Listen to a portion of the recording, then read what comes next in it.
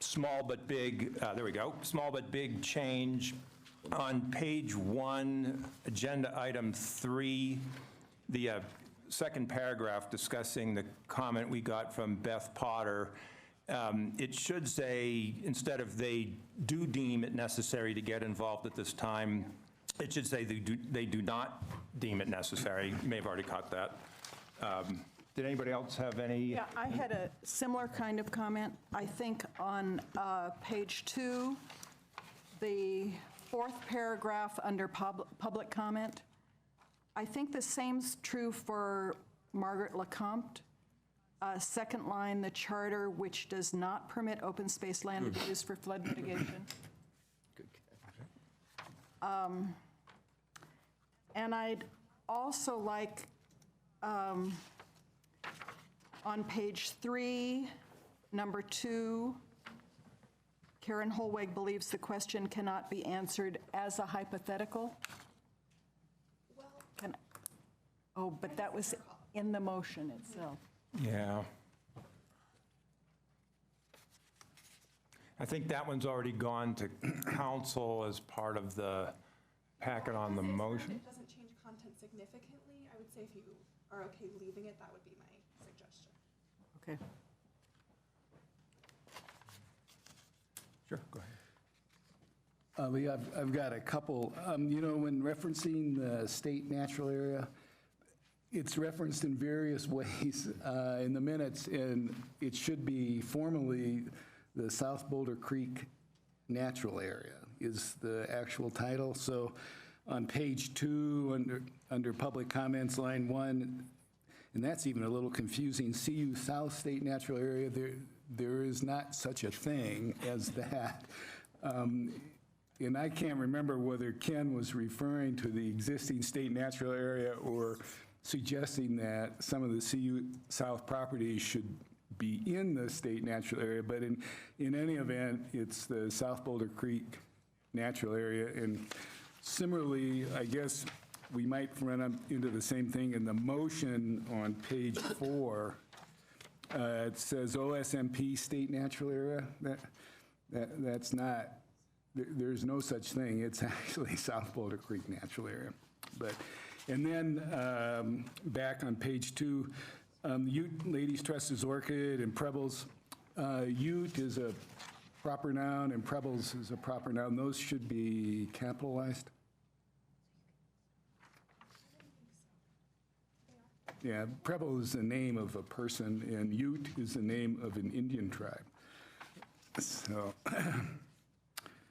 anyway, those are my comments. Okay. Any others? All right, do we have a motion to approve the minutes as amended? So moved. Okay, second? Second. Okay, all in favor? Okay. So that's unanimous, and Hal was not at that meeting. So the next item on the agenda is public comment for items not identified for a public hearing. And the issue of the ag leasing is not formally identified for a public hearing, so now would be the time to speak to that. We have, so far, one person signed up, 2 people signed up. And I apologize if I mess up your name, but Elena, I think it's Zubulake or Zubulaki. Are you, Elena? So you've pooled, so you have just give us your name and address. Sure. And you have 5 minutes. Great. And the yellow light should come on when you have 30 seconds. Okay, And the red light when you're done. Great. Thank you. Thank you. Thank you. Thank you. Thank you. Thank you. My name is Elena Zubulaki. I live at 7602 Arapahoe, and I am here in support of the bid that Jacob Springs Farm is making for the Lewis property. The points that I want to address tonight are primarily injustice in the bidding process. Boulder has a history of injustice towards minorities, and this has showed up in this bidding process. And there's not a good system at this point of checks and balances to really look at who is being chosen to inhabit this important land in Boulder. This is a gift that we have to give to farmers. And at this point, of the 15,000 acres of land that has been given in Boulder County, 0 have been given to minority farmers. Another discrepancy in this process is that the city now defines experience by age. This is problematic because there are young farmers out there who have a lot of experience, and there have been cases of farmers who might be 40 years old, but they've only farmed hay.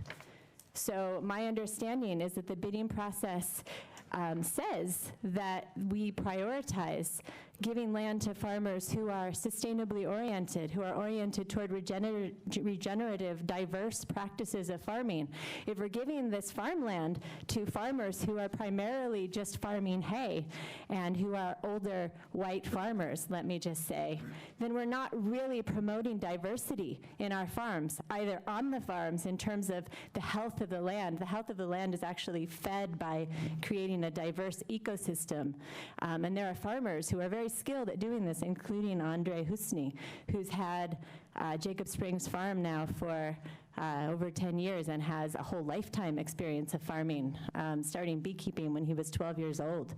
So I feel like we have to look at this. We have to really understand who the farmers are who are applying for these lands, and we have to understand that it's actually the responsibility of the city to start to take into account that we have historically pushed out people of color and pushed out minorities in terms of money and class and pushed out young people. So we have to make active steps towards this. We have to think about that, because that's the kind of community that we want to create here in Boulder, right?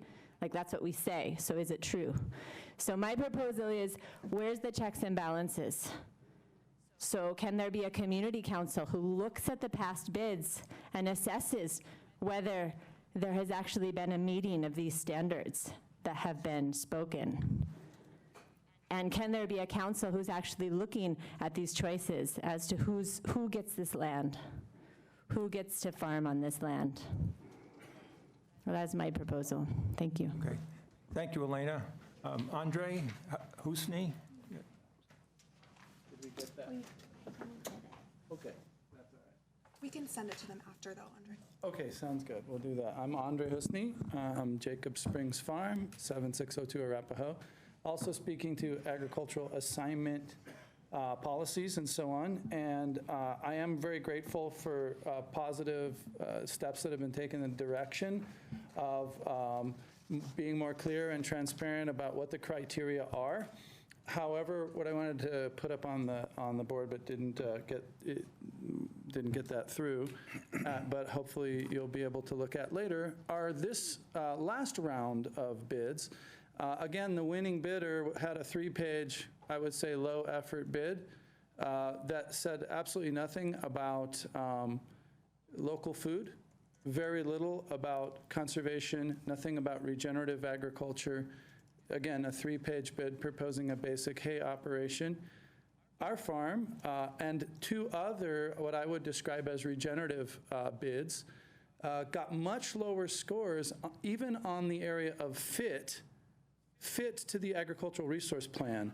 So the winning bidder got a 10.0 on fit to the agricultural resource management plan with this 3-page low involvement, low effort bid that said nothing about all of these important things that the plan, which we've just gone through this huge process to develop, emphasizes. Whereas our bid, as well as 2 others, which I would consider regenerative, really positive bids, got much lower scores. We got a 7.4, and the other 2 got lower scores than us in terms of fit to the plan. And I think that's hard to justify. There are also other things. Elena mentioned experience. It seems like experience gets a 10 when you're just old, regardless of how broad or diverse your experience is. With regard to things like regenerative agriculture. So I'm really encouraged by the fact that we now, for the first time, have a score that we can look at. We now have something that we can question, and we can say, okay, why and how was this decision made?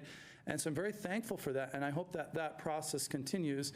And I would say thanks to John Potter for really being responsive and working on that. But I just want to urge you that we continue to need work in this area. I think 2.5% of our acres are in regenerative agriculture. And I think aside from one micro dairy, I don't believe we have anybody involved in regenerative grazing practices. And most of our agricultural lands are most suitable to livestock operations and regenerative grazing. And so I think something needs to be done about this. I do have a selfish motivation. I am one of those operators. I have been losing bid after bid when I put a lot of energy and effort into bids that I am proud of, when I believe that I have a great resume and I have a great track record in this county for more than 20 years involved in agriculture. And so I just urge you to take a close look at that and direct staff to actually make the decisions that we say we want. So thank you very much. Thank you, Andre. As I think you know, we'll be getting to this issue a little bit later under matters from the department. So with that, we'll close public comment for items not identified for a public hearing. And Dan, matters from the department. Yeah, we've got 4 scheduled items and a couple of just informal updates, and I had actually asked Mark Davison to come down. We had a wonderful event, the Trash Bash, the other day, and I'd asked Mark just to come up and give you guys a little bit of an update on what happened. Thank you, Dan. Hi, board. This is going to be a super brief update, a few slides, but we thought it worth showing you one of the recent events. Here it is, the 20th annual Trash Bash. It's hard to say. It was on September 12th, and I think some of the board members, or maybe all the board members, are aware this is a partnership between the Flatirons Climbing Council and the Boulder Climbing Community and OSMP. And we've got an MOU working on various things of how we manage climbing in the system, but this is a particular event up at Flagstaff, and it really is. It's a celebratory event to actually for the community to put something back in and look at ways to clean up, protect Flagstaff itself. For the event last month, there was 100 volunteers showing up. As I mentioned, it was part of 40 bags of trash were collected, and a bunch of graffiti sites were identified that the rangers were then able to act upon. And also there's opportunities for staff at this event to talk about things like raptor closers and other things like that regarding education. There is some community figures that have been involved for a while, some familiar names, Roger Briggs, Ted Lozanzo, Scott Renege. And one of the things that I wanted to point out was it began 20 years ago, it was Willie Miney who began this. And some of you might be familiar with Rick Hatfield, one of our rangers. He's a ranger supervisor now. Rick was one of the initial people working with the partnership, and to this day he helps out at the event. From a staff perspective now, our lead coordinator is Christine Weinberg, who's our volunteer coordinator, and she puts her time into really making this a really good event, not just to be a celebration, but obviously this part of the cleanup and how we protect the area of Flagstaff. So just this final slide here, it talks about the fact we have done this event for 20 years. It's a really good community collaboration. It's a great way to work with a couple of our important stakeholders. And I think what's important about it is to remember that Flagstaff is not a climbing area. It's a place where the climbing community want to give back and protect the system. So that's it for the update. And if anyone would like to attend next year, let myself or Janelle Freeston know, and we'll make sure a board member can come along. Okay. Thank you. Thanks, Mark. Thanks, Mark. Yeah, just a final verbal update before we get to the agenda items. Just want to put a plug in and an announcement for the upcoming October 23rd open house at the OSMP Hub at 2520 55th Street for our first community engagement. It's going to be an open house format. And the subject is the management and irrigated fields that are occupied by prairie dogs, and mainly looking at north of J Road. And that event will begin at 5:30, and we'll be prepared to stay through 8 o'clock that night. And at that meeting, staff's also going to present at the first hour from 5:30 to 6:30 as part of the Prairie Dog Working Group recommendations. As it was suggested that we annually update on prairie dog management issues and progress throughout the year. And so for that first hour, we will be bringing folks up to speed on what we're doing in terms of fulfilling the Prairie Dog Working Group recommendations and prairie dog management issues that have been accomplished in 2019. So that will be the first hour of the open house. We did a big launch of notifying the public about the meeting, social media posts, through our OSMP email lists, signage at trailheads in the area, and of course, there's an update on the project webpage. The purpose of this first open house, this engagement window, is really to provide an opportunity for community members to learn more about the challenges that we're facing in our agricultural irrigated lands with the high presence of prairie dogs, and to also solicit their ideas on how possibly we can address the solutions, how we can come up with some such solutions to the situation. We'll also have an online tool that will be an opportunity for community members to review the informational materials that are put out for this, and so if they're unable to attend, they could also use that online platform to provide feedback and input. And all the input that we collect from this first engagement window, including the online presence and the open house, will be used to inform staff as we start to develop our recommendations. And right now, the timeline is such as that we'll be able to daylight staff's initial recommendations sometime in January. That release of staff's initial draft recommendations will be the beginning of the second engagement window that we have with the public. And of course, we'll start to involve the board in a more formal way as we go into Q1 for that effort. So just an announcement that is happening October 23rd. And with that, I think we'll get to the the items that are noticed in our agenda. And is Jeff in the audience? Jeff's here, yay, okay. Jeff from the Colorado Chautauqua Association is going to give us a brief update on an initiative that is ongoing between the city and CCA right now, looking at sustainability and resilience for the community there. I actually serve on the steering committee, if you will, for that, along with a number of other department staff and Chautauqua Association folks. So it's an interesting project that is underway. So Jeff, if you wouldn't mind.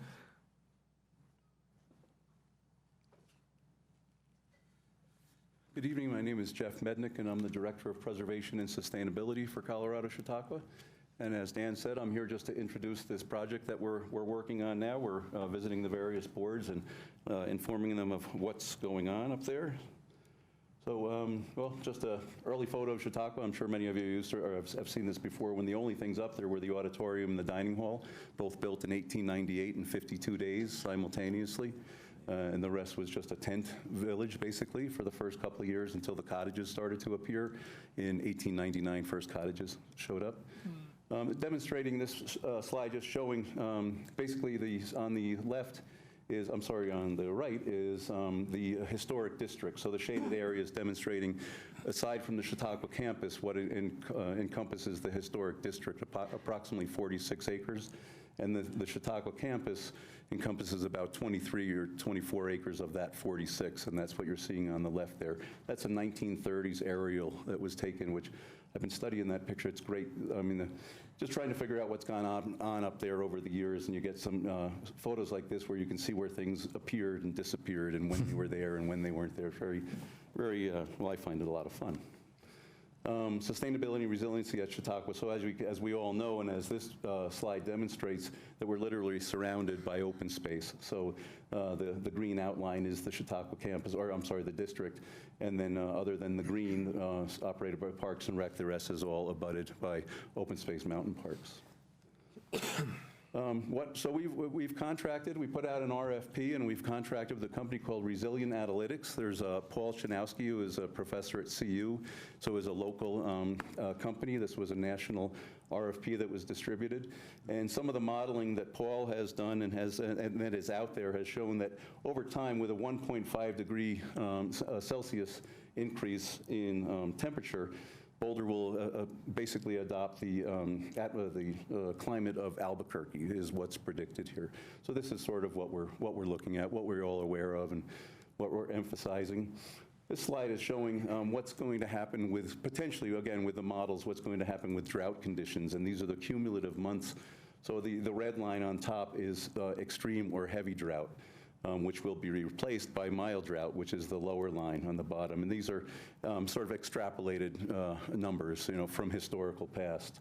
What I've come to realize, too, when we talk about drought in this model, it's not just how many days we go or how long we go without rain, but it's the moisture content of the top 8 inches of soil is the index that they use. So we may get one of the things that is being, sort of the modeling is showing us too, is there are rain events will be potentially much more intense. So maybe the same amount of annual rainfall, but in more intense events. So when that rain or that rainfall happens that quickly, you get a lot more runoff, so that the water doesn't get a chance to percolate into that top 8 inches of soil. So that's what we're really talking about, drought, not just days without rain. We did just go through, we had 133 consecutive days of what they call sun days. So even if we had a little bit of rain, there was very little cloud cover. It wasn't until last week that we broke that 133-day streak of sunny days. So through this project, our goal is to identify vulnerabilities and sensitive historic resources while collaboratively developing a long-term plan for achieving sustainability and resilience at Chautauqua. As we all know, Chautauqua is very well loved, sometimes overloved, but we all want to protect it and make sure that it's there for the next 100, 200 years. The strategy will be a model of sustainable and resilience practices for community and historic districts around the country. And that's what we've been doing at Chautauqua for the last 10 or 12 years through our what we call high performance preservation, demonstrating what can be done with historic neighborhoods, historic structures, as far as energy efficiency and comfort and resiliency, and then how that can be a model for other places that are achieving or trying to achieve the same thing. So what we'll be doing, the project steps, right now we're in step number 1, which is a vulnerability and opportunities assessment. So to date, we've done 3 vulnerability assessment walks of the site with City of Boulder representatives, CCA representatives, and our consultant, and identifying what are our biggest threats or our biggest vulnerable areas. And some of the no-brainers are fire and flood, which is something that we're paying very close attention. Drainage is a big issue at Chautauqua. If you're familiar with the site, there's about a 250-foot elevation gain from Baseline Road to the top of Kinnickinnick Road, and that water runs down at quite a velocity. We did very well in the 2013 flood, but not to say we would again. So aligning of goals and options development will be phase 2, and then completion of the strategy. And the timeline is basically right now we're looking at the first quarter of 2020 for a deliverable that will be the strategy plan, and then hopefully implementation in 2021. Again, these are a timeline. So we had our first open house last night, Sustainability and Resiliency open house at the community house at Chautauqua. We had about 25 people attend. Our consultant did give a presentation on what he's found to date so far and what next steps will be. Our next open house is December 2nd. And then on Tuesday or February 18th will be the 3rd open house. And in the meantime, as Dan said, we have a steering committee made up of folks from both City of Boulder and CCA, and we'll have our periodic meetings to assess the progress of the project. And that's basically it, other than if you have any questions for me. This was just to kind of roll this out and let you know what we're up to.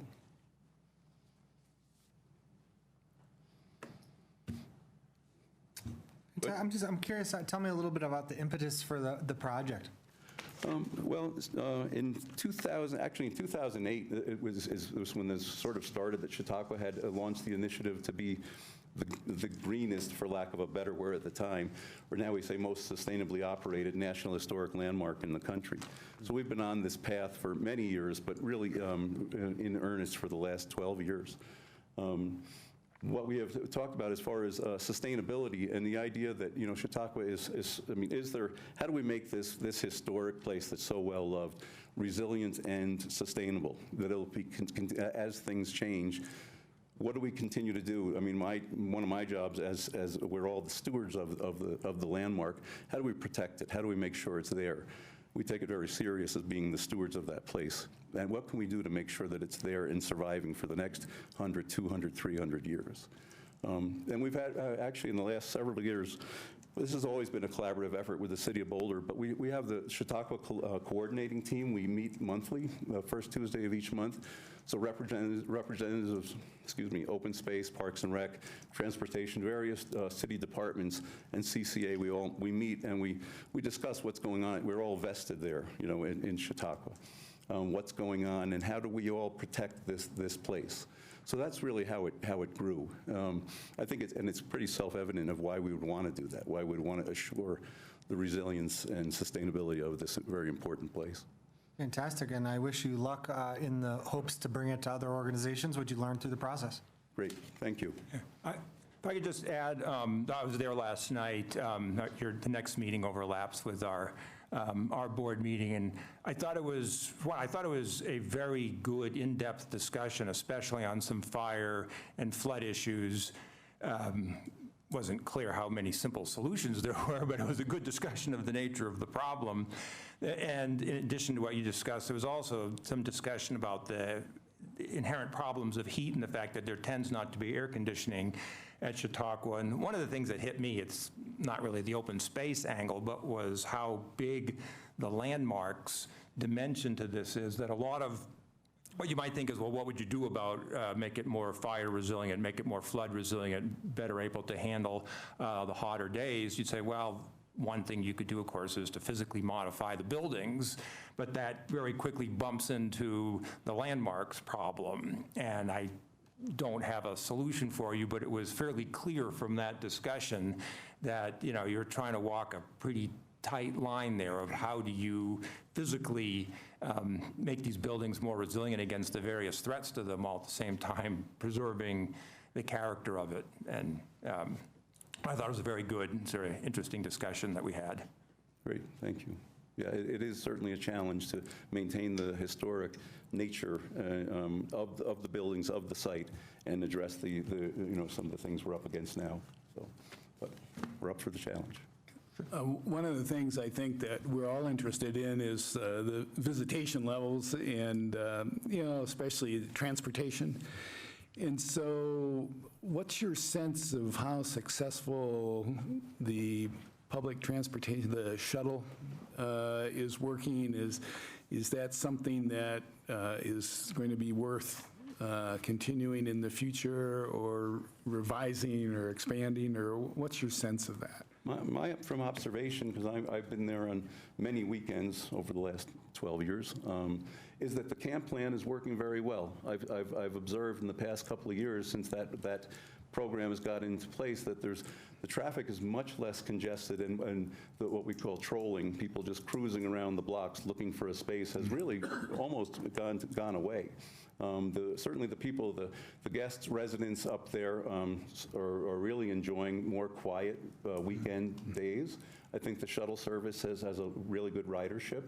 I think that the kiosks are well placed. The fact that there's people on the grounds there directing, sort of ambassadors, directing people where to go, what to do, how to handle the parking, the paid parking. So far, I think it's been a very successful program. And we're in, I think it'll be year 3 of a 5-year pilot. And after 5 years, the city would assess. But my observation is that it's working. Good. Thanks, Jeff. Thank you. Thanks, Jeff. Next, we got an exciting event coming up that we wanted to promote here tonight. And so we've invited Chris Warner, who is our Vegetation Stewardship Supervisor, to come up and give us a little sneak peek of what we're going to be doing. Right. Really hyped it up there, Dan. Exciting. So we are looking at scheduling an open space ecological restoration open house. One more thing to add to your calendar, but hopefully one that's worthwhile. We're really looking at kind of paralleling what the trails groups have done in the past, as far as getting projects out there about what we've done and where we're going. And this one's really focused on, like I said, kind of our ecological restoration and what's going on the ground. Let's see if I can figure this out.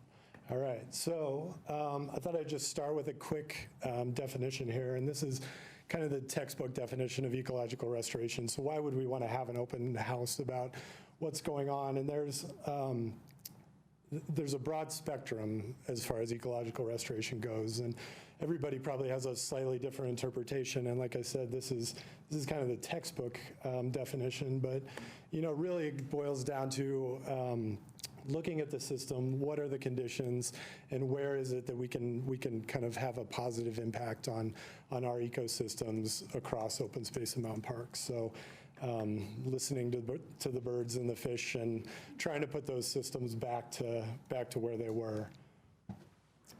And really that definition gives you a spectrum of impacts, and we see a spectrum of impacts across open space and mountain parks, whether it be, kind of a 36-inch trail that we're trying to restore to bigger impacts like that middle picture is tall oak grass on Shanahan, and an overall shift in native biodiversity and non-native dominance, even to something like our montane riparian areas after the impacts from flooding.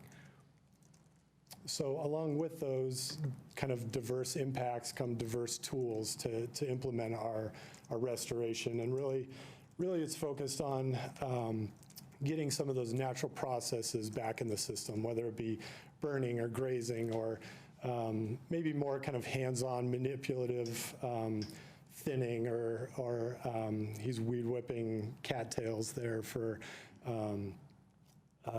pond restoration projects. So it kind of runs the spectrum as the impacts run the spectrum, as do our management objectives and our management tools. So I wouldn't be a good forester if I didn't throw in a forest example here. Our forest restoration projects are a good example of kind of this spectrum of restoration that we're doing on the system and across the system. This is an area on Flagstaff where you can see treated on the right and untreated on the left. And really this was kind of in that manipulative mechanical thinning side of things, adjusting kind of the vegetation structure out there with the hope of reintroducing fire, a natural process to these systems. And really the restoration is a lot more about not just cutting a few trees or pulling some weeds, but really the response within those ecosystems. Are we having the positive impacts that we intend? Are we seeing a positive response from the understory? Are the birds and the wildlife coming back? Are we getting function back in those systems, not just addressing one aspect of it? So the monitoring is just as important as the on-the-ground management. And like I said, so this runs a huge gamut of projects on open space and mountain parks.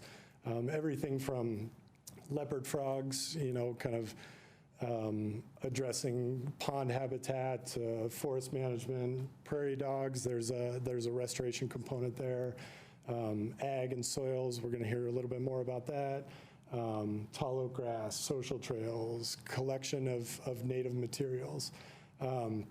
So these are just a few examples of the restoration type focus that we do on open space and mountain parks. And these just happen to be some of the very exciting topics that we will address at the Ecological Restoration Open House, scheduled for November 7th from 5:30 to 7:30 at the OSMP Hub. Really, it's just an opportunity for us to, like I said, kind of outline where we've been, the projects that we've worked on, and then areas where we're going, kind of projects that people can expect to see in 2020, 2021, and down the road as far as really addressing some of those ecological impacts across the system and trying to do good across the system. So that's really what the Ecological Restoration Open House is about. Tell your friends, tell your family, and we'll hopefully see you there. So that's all I've got. Any questions or comments for Chris? Just a comment. I'm glad you're doing this. It's the first, right? Yeah, it is. Yeah. Yeah. A lot of what you do is not easy to see. It's not like when a trail is built, there's a new trail here. Right. So I'm delighted you're doing this. I am going to beat the drum for a while anyway to try to focus in as many places as we can to educate the public about what's going on here and why we're doing it. And I know it takes more time and more money, but I think there are a lot of places where if we don't call people's attention to it, they won't know that's happening. Or, think about the Goshawk Loop, there's a lot of thinning going on down there. What are all these people doing here thinning? People will be unhappy about it. And so if we can sort of get ahead of the game by saying, here's what we're doing here, or here's what we've done here, I think it would be really educational. So that's my plug. Awesome.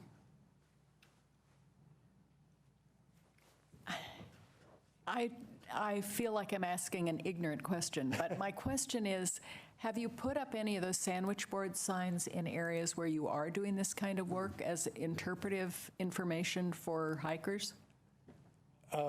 We haven't yet, but I think that's a really good idea. I think we'll be ramping up kind of the outreach piece of this as far as social media and all that kind of stuff goes, just to get the message out. But I think that's a great idea. You know, where we're making an impact right now, I think it would be good to call people to that. And I really like the format of the open house that the Trails folks did, so I'm just delighted to hear that you're doing that kind of format. I think that's our focus. Yep. Cool. Great. All right, thanks. Chris. Thanks, Chris. All right, next we got just a very brief update as far as the city budgets process, and Lauren's just going to say a few words on that. Yeah, about a 30-second update. So we had put this on the agenda because council had the first reading of the 2020 budget, thinking we would have some things to talk about, but we actually had no open space questions from council, and we've heard only good things from finance about the 2020 budget, so things are on track. We have second reading on Tuesday, and we may get questions then, and we'll let you know if we do. But all is well on the 2020 budget front. We're wrapping up our Q3 2019 work, and things are looking pretty exactly on track. For the current year budget, we go through a process twice a year called the adjustment to base, which is coming up right now. It's an opportunity, if you missed anything major in your current year budget, to bring that to council and have it approved. We won't have anything that we need to put forward. Capital budgets are on track, operating as well. And so now, in terms of our business rhythm, after we go to second reading with council, we'll be working on our 2021 work plan. We're in the middle of that process now. So short and sweet, that's all I've got. Any questions? Just a quick question. We just went to council with a master plan. We ought to build on that. So are you highlighting anything at this point in terms of the next year's budget and linking it to the? I will probably have more to tell you on that in a couple of months. We've been having a number of meetings with the work plan steering team, the master plan team, trying to integrate those two processes. We've made a number of changes in our work planning system to make sure that we're understanding where each project links in terms of the tiers we put forward in the master plan, how we want to be able to come forward and do reporting for you on master plan progress, but nothing set in stone just yet. So we'll definitely update you when we know more. Yeah, and Kurt, due to the timing of a September approval, but yet all the CIP projects, for instance, for 2020 were already identified. Right. So 2020 is sort of that transition year. So it'll be really so we're trying to build the connections now of how we're going to make connections to be able to report back on how budget aligns with master plan strategies. But really the full implementation of budget and work planning alignment with master plan, we're looking at 2021 to kind of have that really for CIP stuff. Right. Right, exactly. Yeah. But obviously we're setting aside money to do all these things you described. Yeah, and the reaffirming thing about the master plan is so much of what's in the 2020 CIP does clearly link. We were just in that interim period, so 2021 will be the year for sure. Thank you. Are we looking at the prospect of the sales tax passing and the budget increment changing in 2021? Yeah, one of the things we do as a city anytime there's an initiative going forward is we don't assume that it'll pass when we build the budget. So the 2020 budget makes no assumption of anything happening in November. And then what will happen if it does pass is through the first adjustment to base in the spring, we would be able to appropriate those dollars to our budget and make any decisions we need to make at that time. But we wanted to lead with being conservative about the funding and make sure we weren't counting that in 2020. Yeah, well, as a practical matter, the 2020 money essentially would get passed through. Right. Yeah, I don't want to preempt the No, I know, conversation. yeah, so it's a reality. Yeah. That's unlikely to be money that is our discretionary funding. All right, thank you. Thanks, Lauren. All right, finally, under matters, Andy Pauster, our Agricultural and Water Stewardship Supervisor, and John Potter, Resource and Stewardship Service Area Manager, are going to come up and talk about our agricultural land leasing assignment guidelines.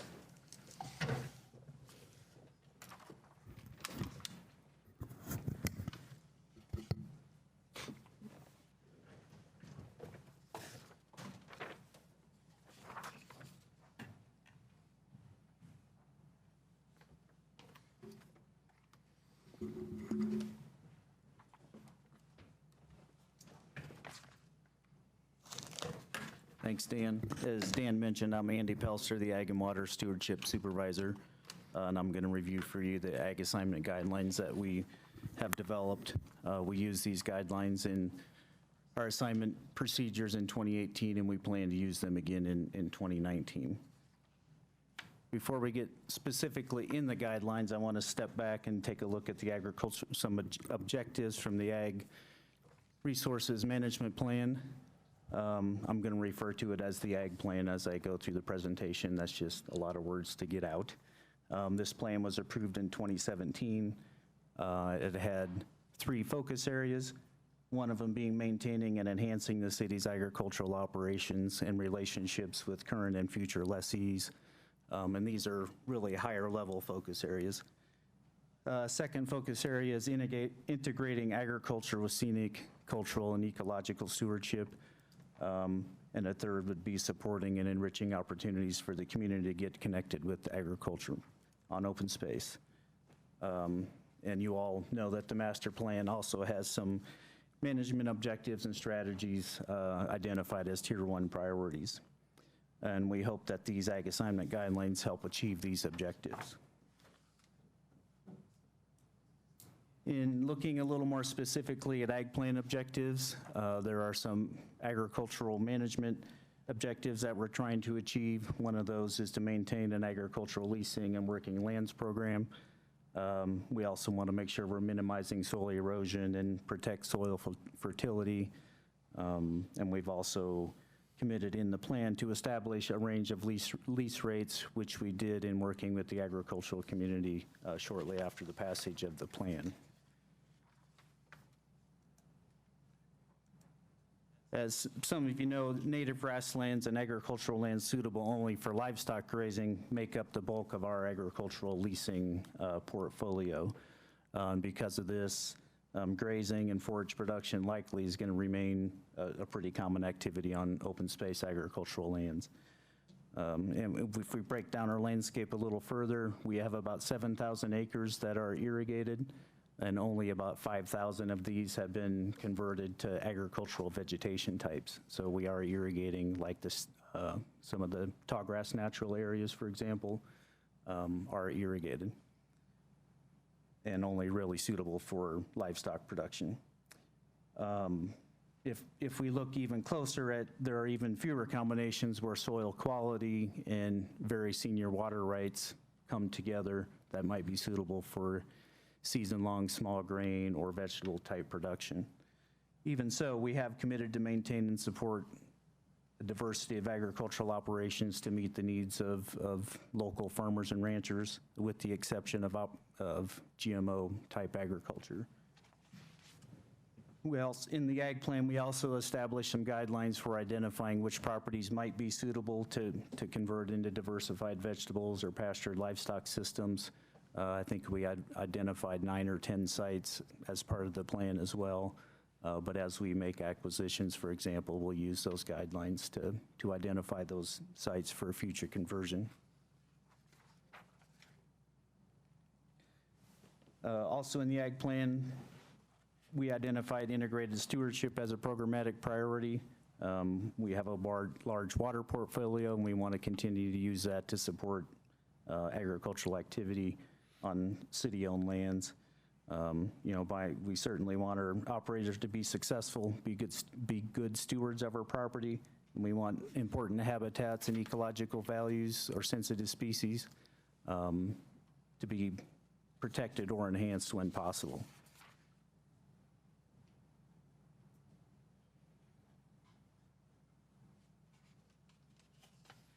So under our existing stewardship model, there's several ways that land might become available for lease.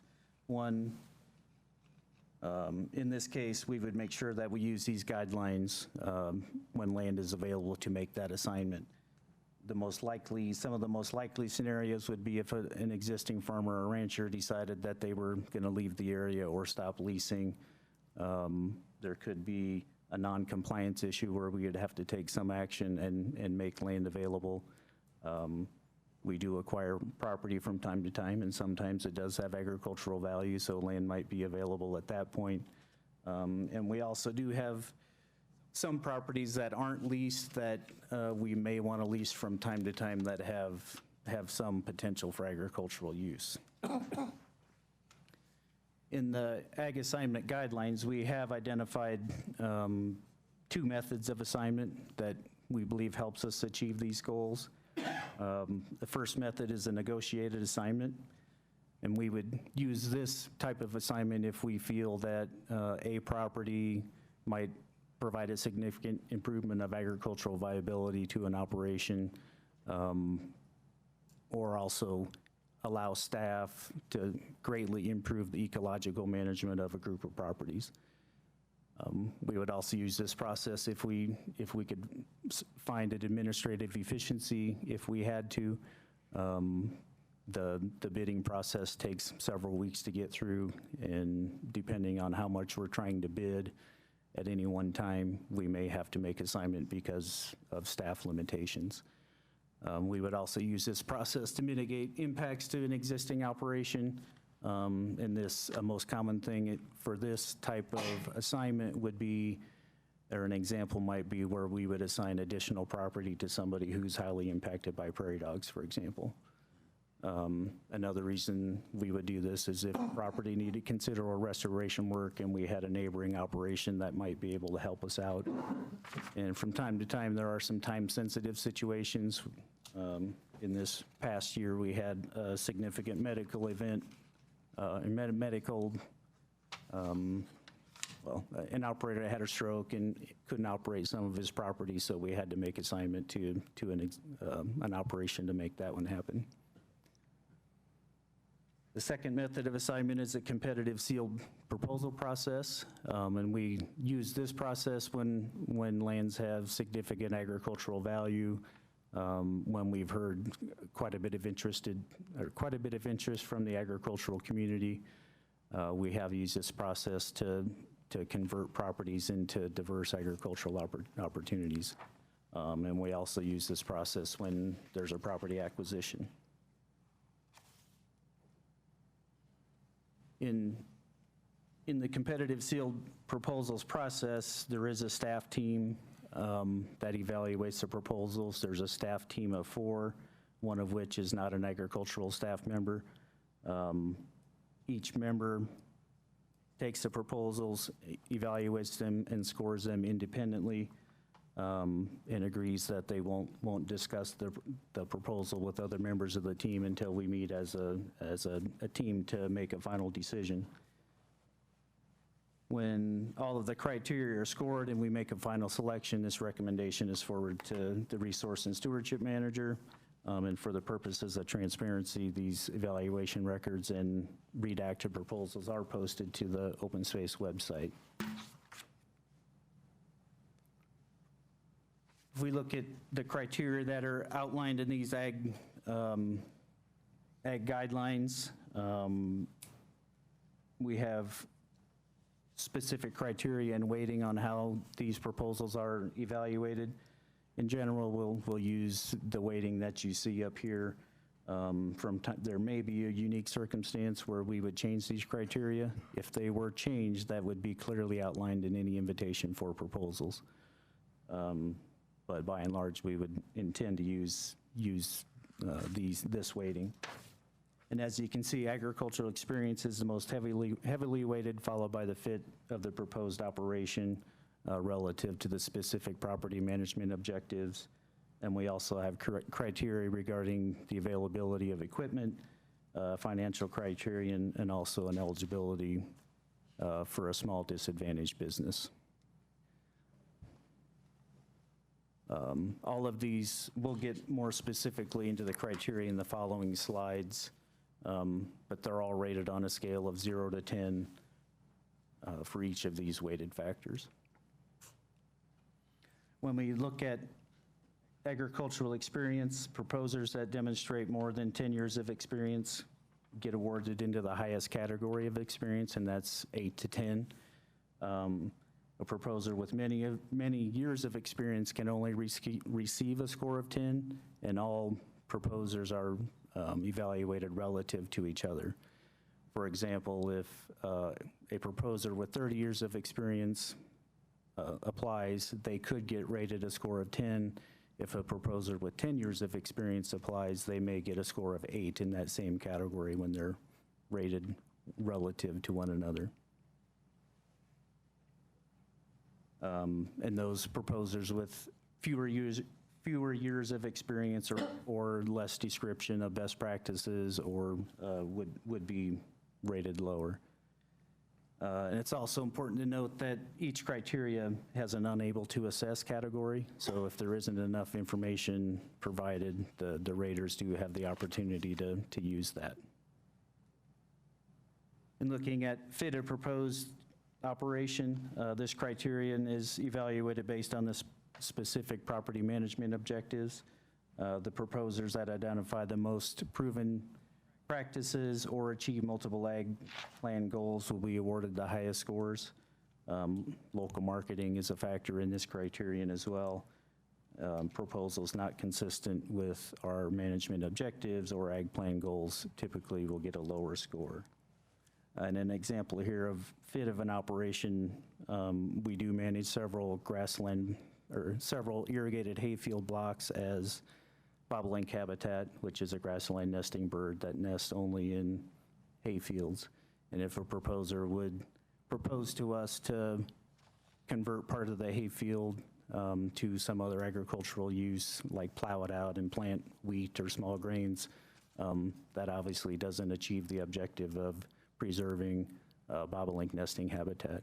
And so in that case, even though someone may propose very good practices for growing grain or a different crop, that does not achieve the bobolink management objective for that property. And these goals are stated in the invitation for proposal.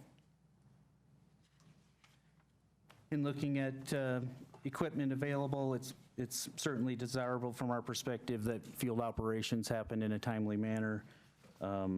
There are some best practice implementation windows that can be short. Proposers who demonstrate ownership and have easy access to equipment would be awarded a higher score. Those that might be reliant upon custom operations or have to purchase equipment to do what they say they're going to do would be awarded a slight lower score in this category.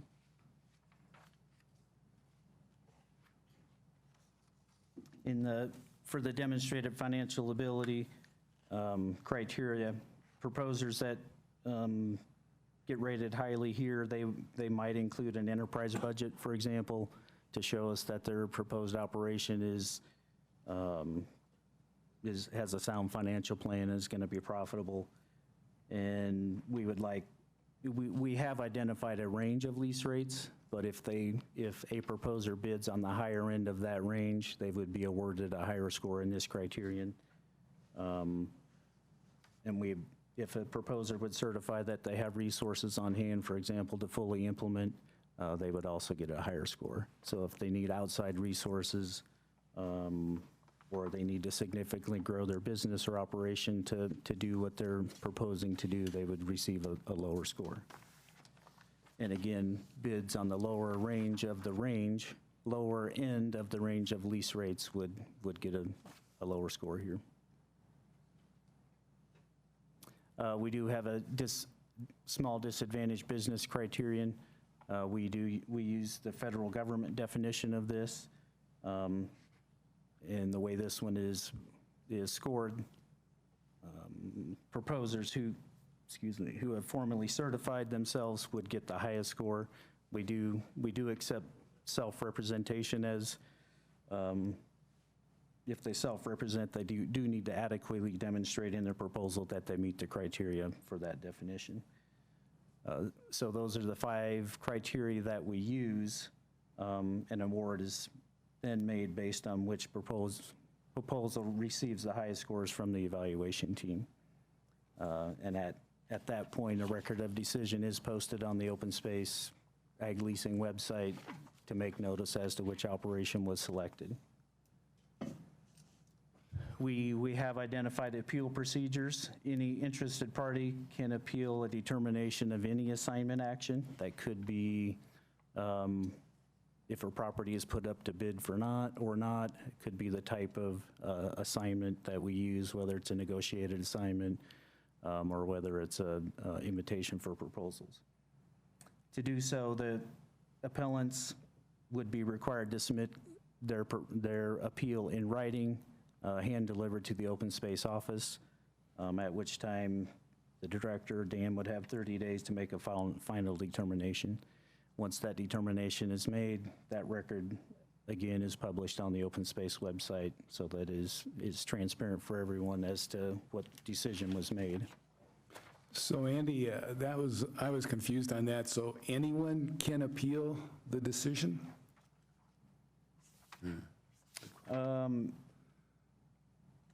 Any interested party. We do, yeah, I don't know. What constitutes an interested party? Well, it would be, in the case of an assignment method, it may be anyone, it could be anyone, particularly someone who might want to bid on the property if it were then selected for competitive proposals instead of a negotiated assignment. For one of the for the scoring on the bid process, that would be one of the other proposal people would be an interested party there. But a potential appellant could be someone other than a proposer? Like somebody off the street. We did have an example earlier this spring where we did make an assignment of a property to an existing tenant. And a neighbor, they were actually on our list. So we have people sign up on our website, and we have a list of 100 to 120 interested parties that get notification when anything happens in the agricultural program. One of those members did write to appeal that decision to make the assignment.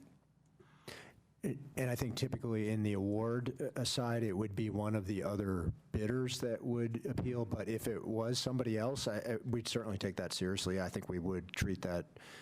I hadn't thought that might occur, but if it did, we would treat it the same way, I believe.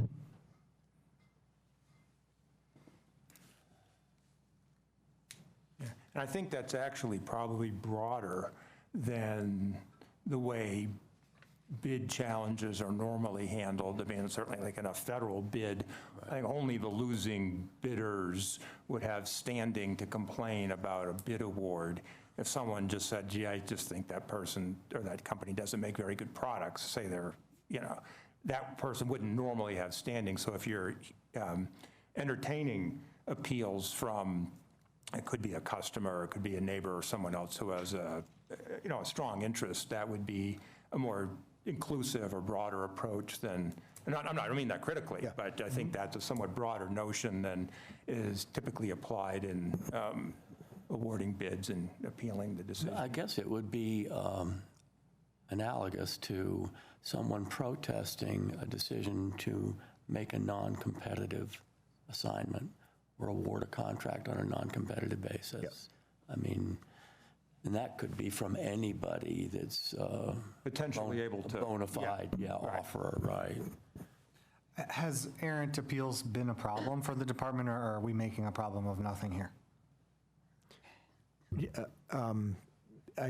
Well, so this is the second year we'll use this approach, where we had an appeal process in place.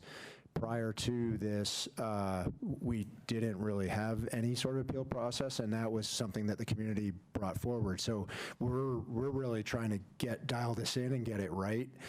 We did have a couple of appeals, as Andy mentioned, last year, and we've been able to learn from how that went to improve our process in this. And, you know, I think if anything, we're erring on the side of being as open as possible about this and addressing as many concerns as we might hear. So. Wonderful. I mentioned that just because we did have public testimony on this topic, and I, for one, am not scared to jump in as a young face. I happen to be an investment advisor, and in reading this, it reminds me of my own industry, where people have really gone out of their way to make it very difficult to enter a space. For example, to get brokerage licenses, you often have to be employed by a brokerage firm before you can be licensed, and they create this terrible chicken and egg situation that becomes quite exclusive, ultimately. While each of these criterion, I think, makes a lot of sense viewed individually, to the younger reader, the net element here is, unless I've been doing this for a long time exactly as traditionally accepted, I am going to be quantitatively diminished. I think it's an important question for us to consider because first I'd love to ask, obviously we're trying to avoid failed leases, but what are the real risks of failed leases, and what are the upsides of having a more entrepreneurial and inclusive ag program that makes a place for younger people to actually enter into the game and begin careers? Because in my experience, the most inspiring agricultural operators that I meet are people who know young, and it's almost a spiritual calling that they believe in this. And I just want to make sure that these criteria aren't diminishing that kind of heart being put into applications, which I don't see much of a place to communicate here. Is this emerging as an issue? It does read a little bit like an industry protecting itself in some ways. You want me to? Sure. So we've been trying to get that balance right, and the risk of a failed lease is that we have to go through the process again. The property is not well taken care of. We have impacts for other objectives we might be trying to accomplish on the property. It's just poor business practice. So we would like to avoid unnecessary failures. However, we have been speaking with a number of the young farmers about ways that we could potentially work together to build their experience either through a programmatic or a contractual or negotiated assignment process. And so it is definitely, what you're talking about is totally on our radar screen, and we're trying to figure out ways to do that while still maintaining a business-like approach on our leasing. So, can you help me understand how the negotiated versus other solution plays into that? I don't fully understand. So, for example... And excuse me, could I ask, as you do that, to help me get a better understanding of the path that a young rancher or farmer could pursue to get to that point? Sure, yeah. Just so I have a concrete example or two. Right.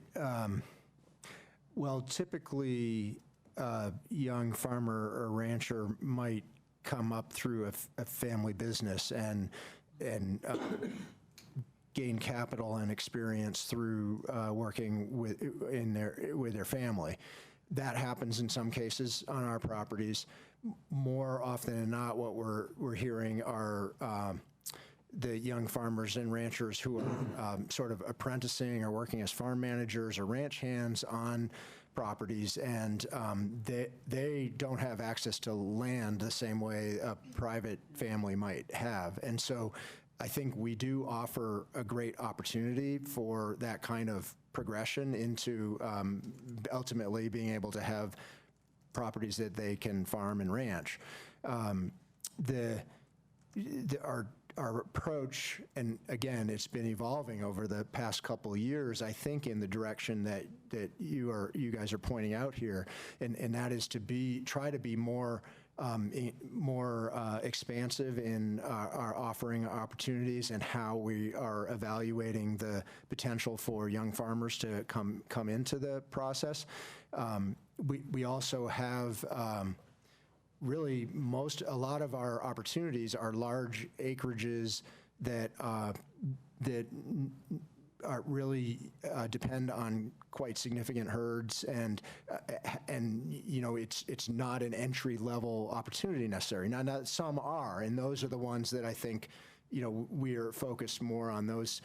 That type of use and that type of transition on those properties. But it's an evolving process. We're trying to get the balance right here between the large-scale traditional approaches that have been the accepted approach on open space for many, many years, and identifying like many of these diversified opportunities that we're trying to improve and make those properties be well positioned for a younger farmer to succeed in. I think, is that pretty accurate, Andy? Or Yeah, I think that's true. And in looking back, I think the city and county open space have struggled in this area as far as how do we start new operations on open space. These guidelines would give us the flexibility, for example, to do a specific invitation for proposals for a first-time farmer, for example. We could modify the criteria. As I mentioned, we could modify from time to time to identify an opportunity, just as you're suggesting. And I wanted to underscore what Hal said, because I strongly agree with what he was saying, and a couple things. One, it did strike me that 45 points is an awful lot of the total weight to assign, to existing experience. There's an awful lot of ways that, someone can become skilled other than through that. And it did seem like, wow, if someone's been doing this for a while, it makes it very difficult for anyone to make a successful competitive bid for that operation. I also think, and I don't mean in any way to diminish the importance of, people not messing up when they're working our lands, but this isn't quite the same as some lines of work where you sort of hand something off to someone and then they do everything kind of behind the scenes, and you have to just sort of trust that they know what they're doing. And then you see the deliverable a year or two down the road having very little insight into what they've been doing. I mean, most of what the farmers are doing is relatively observable to us, and if we're taking some risk on someone with less experience and they're, messing up, I would think it wouldn't be that long before we would start to have some questions about, wait a minute, is this person doing a good job? And so as you're sort of balancing the risk of, well, there are risks associated with taking on someone who has less demonstrated experience, but on the other hand, there are risks associated with not being welcoming and inclusive to new people. I do see that balance a little bit differently, and, my point of view would maybe downweight the past experience as an element and, add some more weight to some of the other considerations, so that the net effect is that someone who's maybe a little younger and has a little less direct experience has a better shot at this. That's helpful. I'm not trying to say what the number is, but directionally, that's where I would come out. We'll definitely take that under consideration, Tom. Thank you. And if I heard right, I think you were saying that there may be properties or groups of properties for which you adjust the criteria. Right. And I think that might be a good thing. This is sort of focused on each individual property and how we're going to do it, how we're going to manage the assignment. I wonder if it would be useful to have sort of a 5-year plan that doesn't control any individual assignment, but it says, in the near term, we're going to try to shoot for this number of properties or this amount of acreage being offered each year. Maybe we're going to try to have a specialty program that's going to focus in this area with so many properties. Again, it's just sort of the meta goals.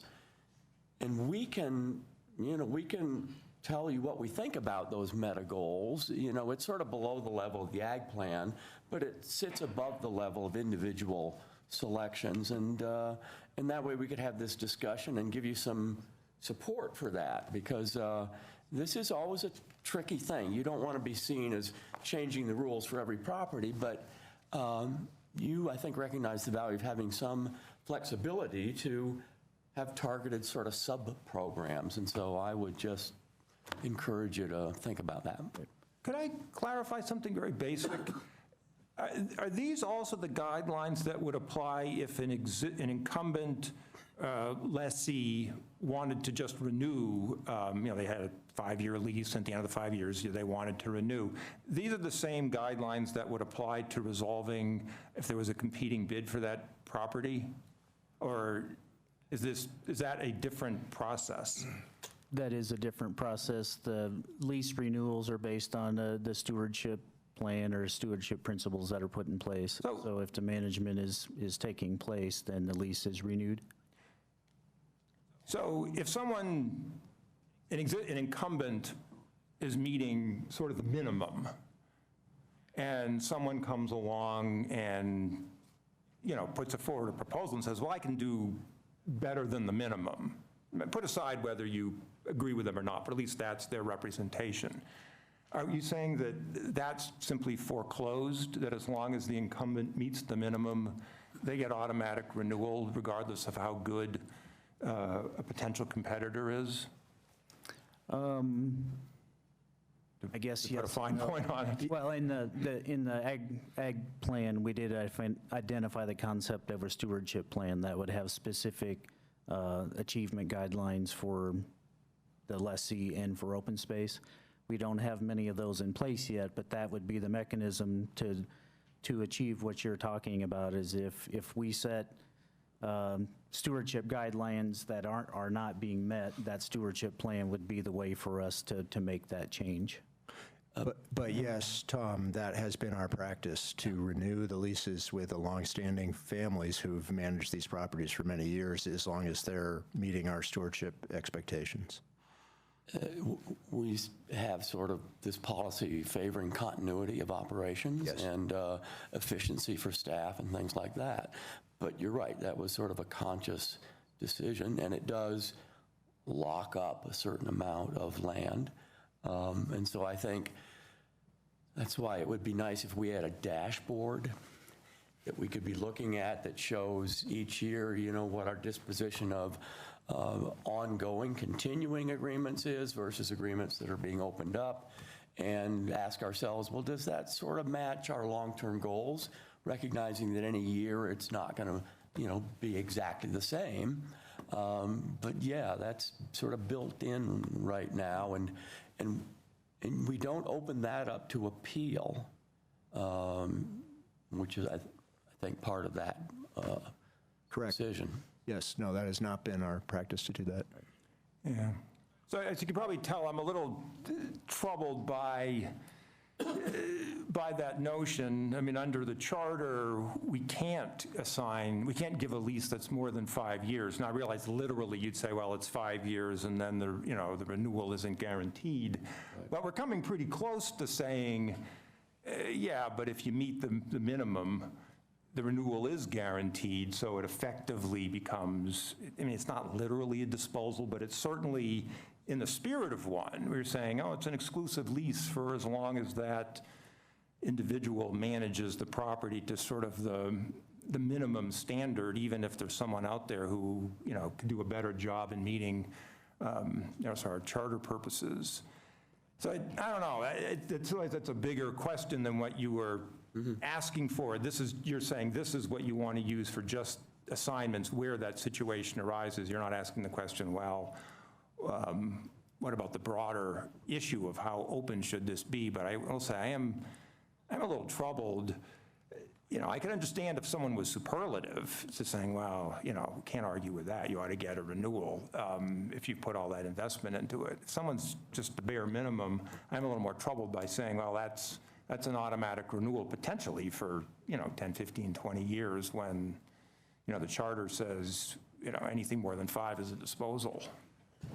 On that topic, I was thinking about this with some friends the other evening, and one thing related to failure rates in these leases that in my own intuition I think is important is that when you are farming or ranching open space, you are not living on and the property owner of that farm.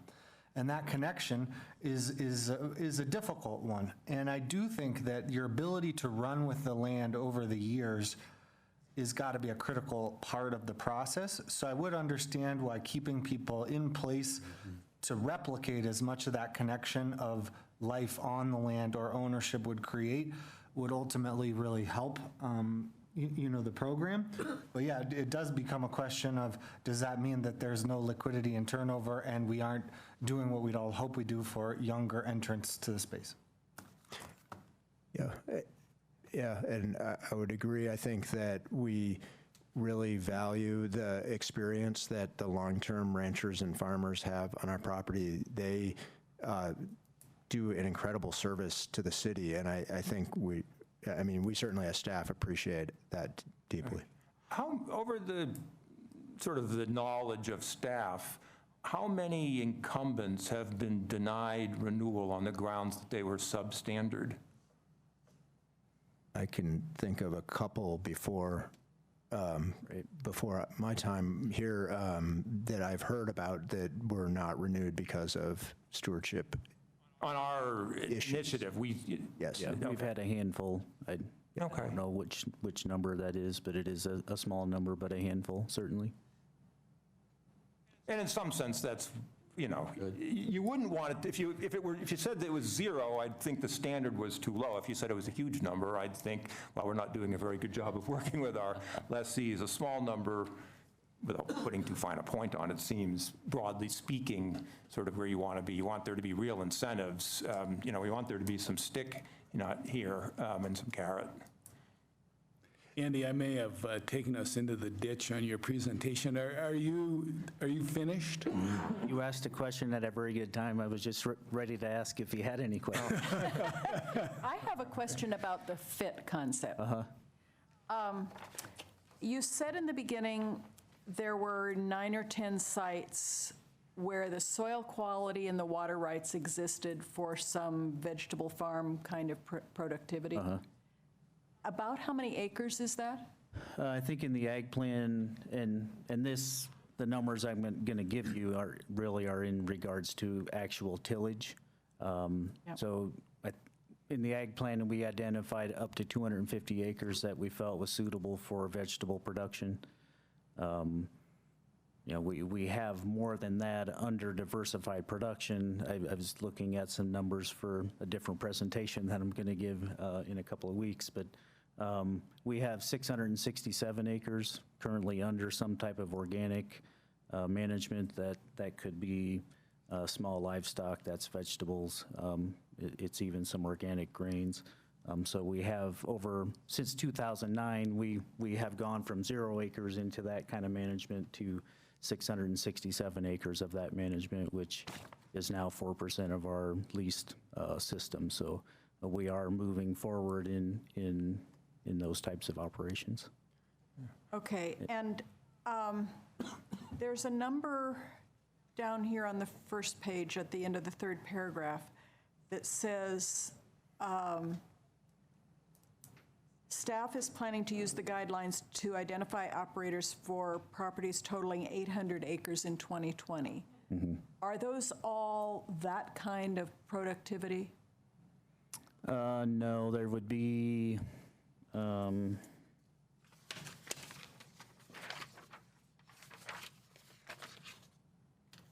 just realized I forgot to give photo credits.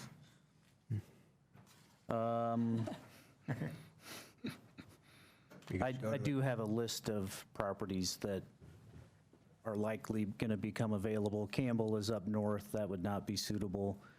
Strady Klein would be an irrigated property near 61st, 63rd.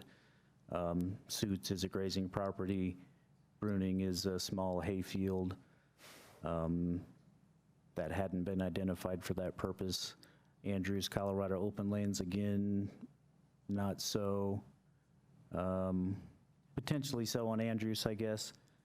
Biddle, not likely. Fell, also not likely. Autry doesn't have, it's good soil, but not enough water there. The baseline 75 Lewis, that complex, we did identify that as a potential conversion, a certain number of acres there, as is the Hartnagel-Warner complex. So the properties on the bottom could fit into that model. And the others are hay fields or?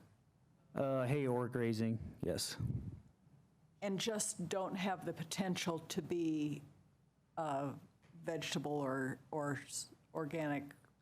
They typically don't have the soil and water combination for season-long production.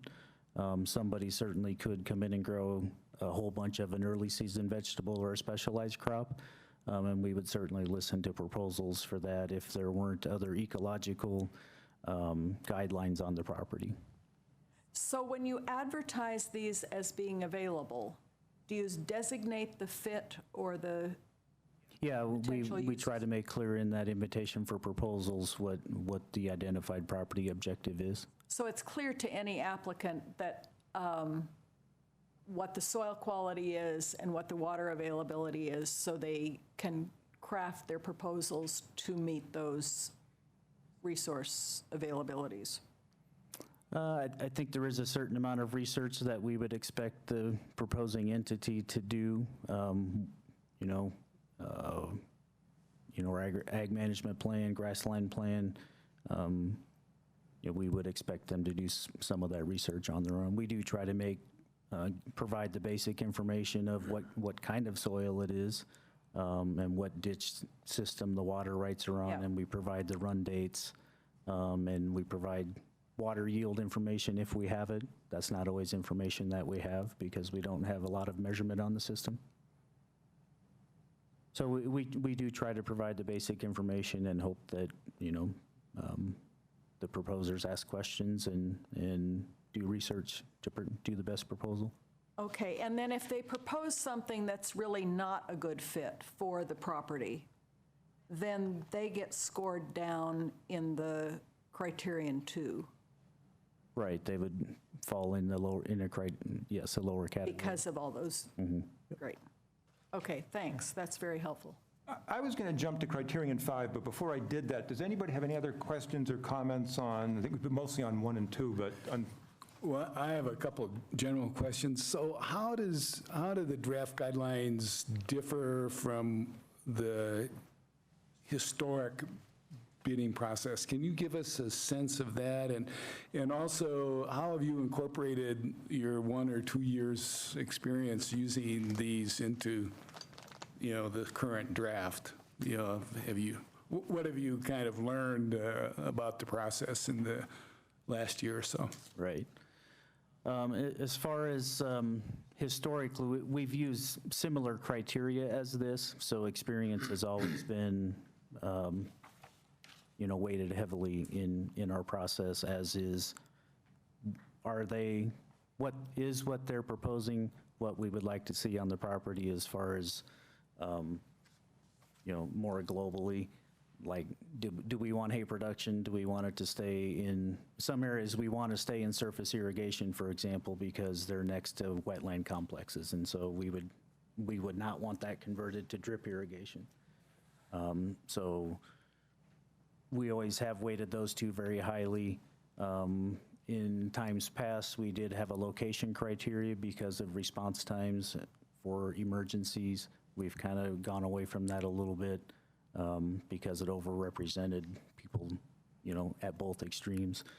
I guess we've added and modified criteria over time to respond to challenges that we've had in the ag program. We've had tenants that leased, and Dave, you may remember Chuck Lippincott. He leased the cold property and lived out by Nunn, which is, an hour drive. So when cattle got out on the road, there was open space there to respond, and that's really not what we're there for. So that's why we kind of did this, should be within a reasonable radius. We did try to define these, give criteria more specific definitions so that I guess it was more consistent for the raters, for the staff doing the proposal rating. Yeah, and I think maybe really the fact that we're just being much more transparent about this, Dave, where we're publishing what our approach is, we're putting all the information up on the website, people can see what the proposals were and how they were scored. I mean, we're trying to be as open about this as possible, and that's kind of the big shift that we've made in the programmatic approach. And what we've learned so far are mainly just small tweaks around like the appeal process, and we realized that wasn't a good fit to do by email, that it really should be done in person, in writing. We also learned that some of the criteria were more than we needed, so we collapsed some of those and changed some of the descriptions. So that's kind of how it's changed from last year to this year. In our last round of bidding, we did have an example where a great fit did override someone that was more experienced. And, we tried to look at having those numbers set that way.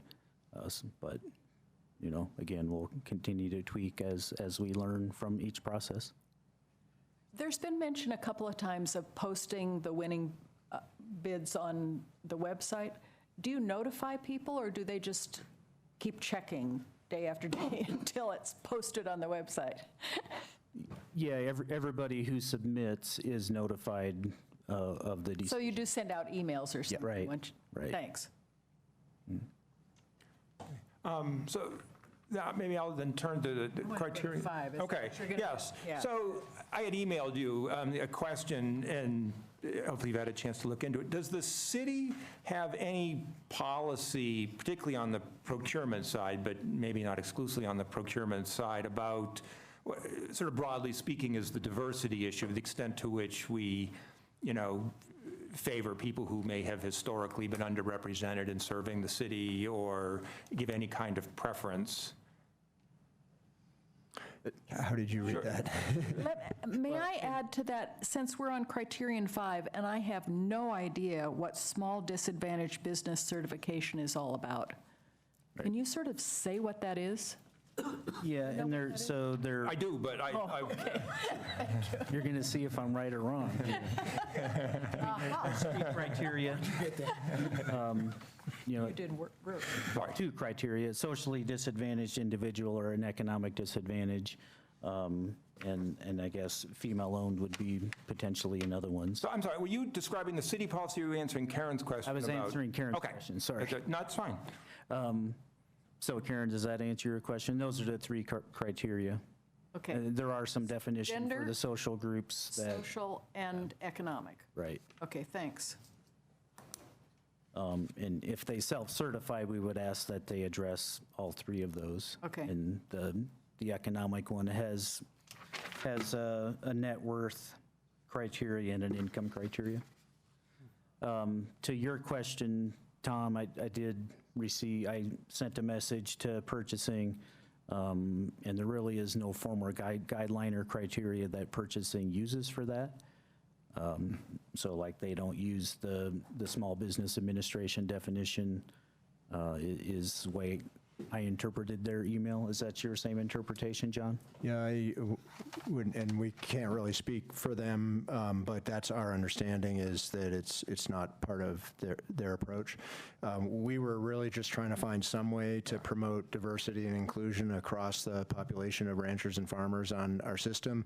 This was the best way that we could find kind of to work that in. If there's a better way, we would love to hear about it. Well, what was striking me, spending a fair amount of time reading 13 CFR on a socially disadvantaged business, was there's nothing I thought where I would say that's affirmatively a bad idea. That is, but it did strike me that some of what we're trying to achieve here is perhaps a little broader than what the federal guidelines provide for. A lot of what the federal guidelines are talking about really is the owner of the business. It could even be, often it's someone who, lives 1,000 miles away, but they own the business that happens to sell the widgets to the federal government at some location. And there's almost no personal connection between the owner, who may be, you know, a minority in some way, and the sort of hands-on sort of interpersonal connection of the business. And that strikes me as not, it's really not what we're talking about here. And it may be that it doesn't really arise, but we're less interested in sort of who is the financial owner of the business. We're much, at least to my mind, much more concerned about, well, who's actually going to be the person on the property? Now, it may be that in the nature of this business is that's mostly going to be the same person. The owner of the business is also the person who's doing the hands-on. But I don't know that that's always going to be true. And certainly if some large ag entity said, well, we're minority owned, but the people that we're going to assign to the Boulder operation are not. And say, well, I'm not sure whether or not, you know, is that what you want to be giving them credit for? Or are you much more interested in, well, who's actually going to be, you know, the voice and the hands on the ground? So, and there's a lot of other complications in the federal regulations about how someone proves that they've historically been a victim of discrimination, and there's also, and so my suggestion would just be to add a little bit of a catch-all phrase. I think it's fine to embrace the federal regulations on a socially disadvantaged business, but personally, I would add a little bit of a catch-all, you know, for individuals who are, you know, members of a group that's historically not well represented in Boulder County agriculture. I wouldn't attempt, that's at least my thought. I'm not trying to quantify, you know, how many points that is, or to define, well, okay, who exactly is that and is that not? But I think as we move forward on these kinds of issues, there is a little bit of flexibility we ought to give ourselves to recognize situations where a person may present some diversity that would be important to us that doesn't exactly one-to-one match the way the federal Code of Federal Regulations sort of defines the issue. We'll look into that. But then again, I don't want to run afoul of city policy on something either, where someone says, well, you can't do that. You know, that's some impermissible form of whatever. We were trying to avoid having to define that and evaluate that ourselves. This was a way it's well established in code. And so we've found some reassurance that it's probably been well vetted and could, even though it's not perfect, as you point out, it could help us in this area. But we'll go back and see if we can make it better. It might be interesting. I mean, this is focused on the federal acquisition regulations, and that's not really what we're doing. We're not doing so much in acquisition. It might be interesting to look at the USDA programs for encouraging entry to farming by people who are not historically represented in farming, because I think they probably would try to go beyond that small business or disadvantaged business classification too. I think you're right, Tom. I think that kind of constrains us. Yeah, and there also, as you probably know, have been enormous and very successful lawsuits against the USDA, particularly by African American and Native American farmers. There's such a long legacy there of discrimination by the USDA against certain groups. I worked on one of those, but.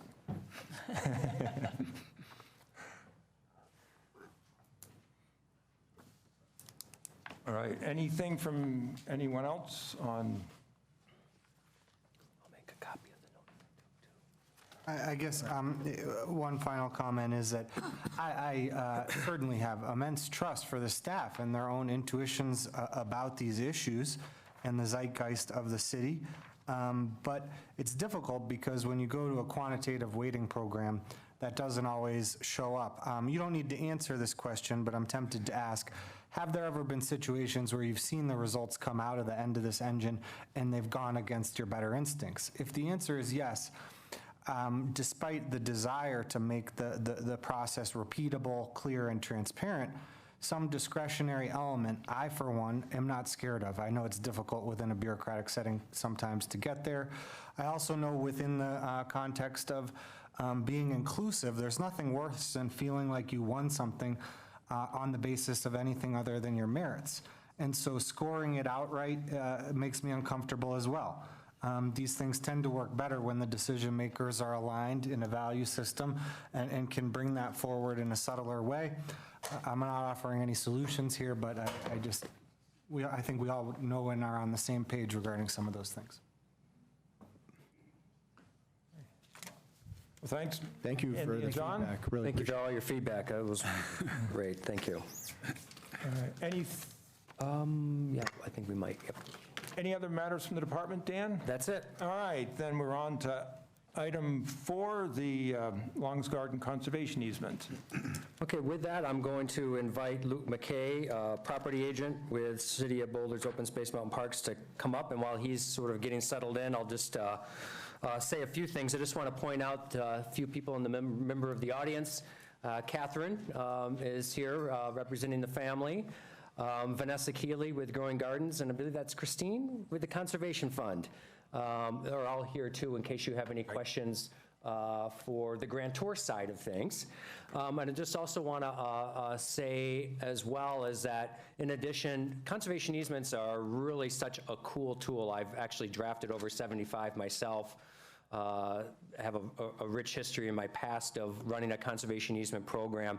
And it is truly one of those magical things of working so closely with the landowner's goals, your own conservation goals you want to have achieved, and seeing how those mixes of ideas could come together in a way that works for everybody. And again, I kind of have seen that roll out over the last 10 months or so in this situation. And again, I just a plug for conservation easements in general, because it's one of those new tools over the last few decades that really gives the ability for private landowners to enter the conservation arena in a permanent way, not just a handshake agreement or some of the ways that we used to sort of interact with landowners. So just a little shout out for that, and just a little shout out for, other than the folks that I pointed out, and of course, Bethany Collins, who's not here tonight, was a lead person in helping to pull this all together. I also just want to mention David Gear from City Attorney's Office from the City of Boulder played a big role in providing review and providing input into the actual crafting of the easement.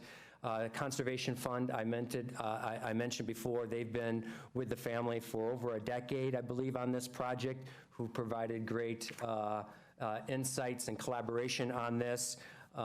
There's a number of attorneys that have been involved in this process over the last 10 months, so a pretty robust project. And before I turn it over to Luke, just a little bit of quick synopsis of where we've been since 2007. So 2007 is when I open up the records, is sort of the first things that I could gel. And Catherine, it might have been much longer than that in terms of formal talks between the city and the Longs family. But 2007 talks began in earnest with the open space staff on the idea of crafting permanent protection for this property.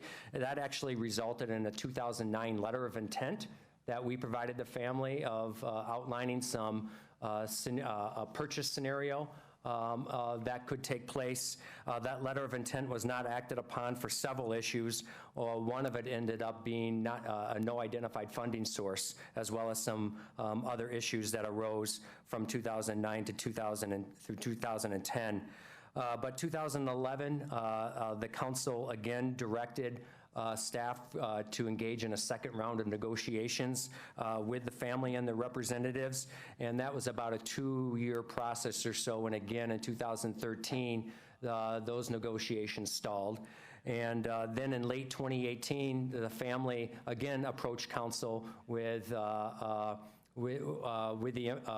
urging that perhaps talks reopen. And at that time, in late 2018, early 2019, our real estate staff was identified from their conservation easement experience. I forgot how many years we added up that we have between the 3 or 4 of us on conservation easement program, that perhaps we could provide some expertise in sort of crafting an agreement that would meet city and council objectives, as well as meeting the family needs. So we began lending our expertise to that project, I would say about 10 or 9 months ago. Council again in the spring of this year reiterated that this should be a priority project for the city, which provided a little bit more direction for city staff, city attorney's office, the staff, Bethany in particular, to continue working on this.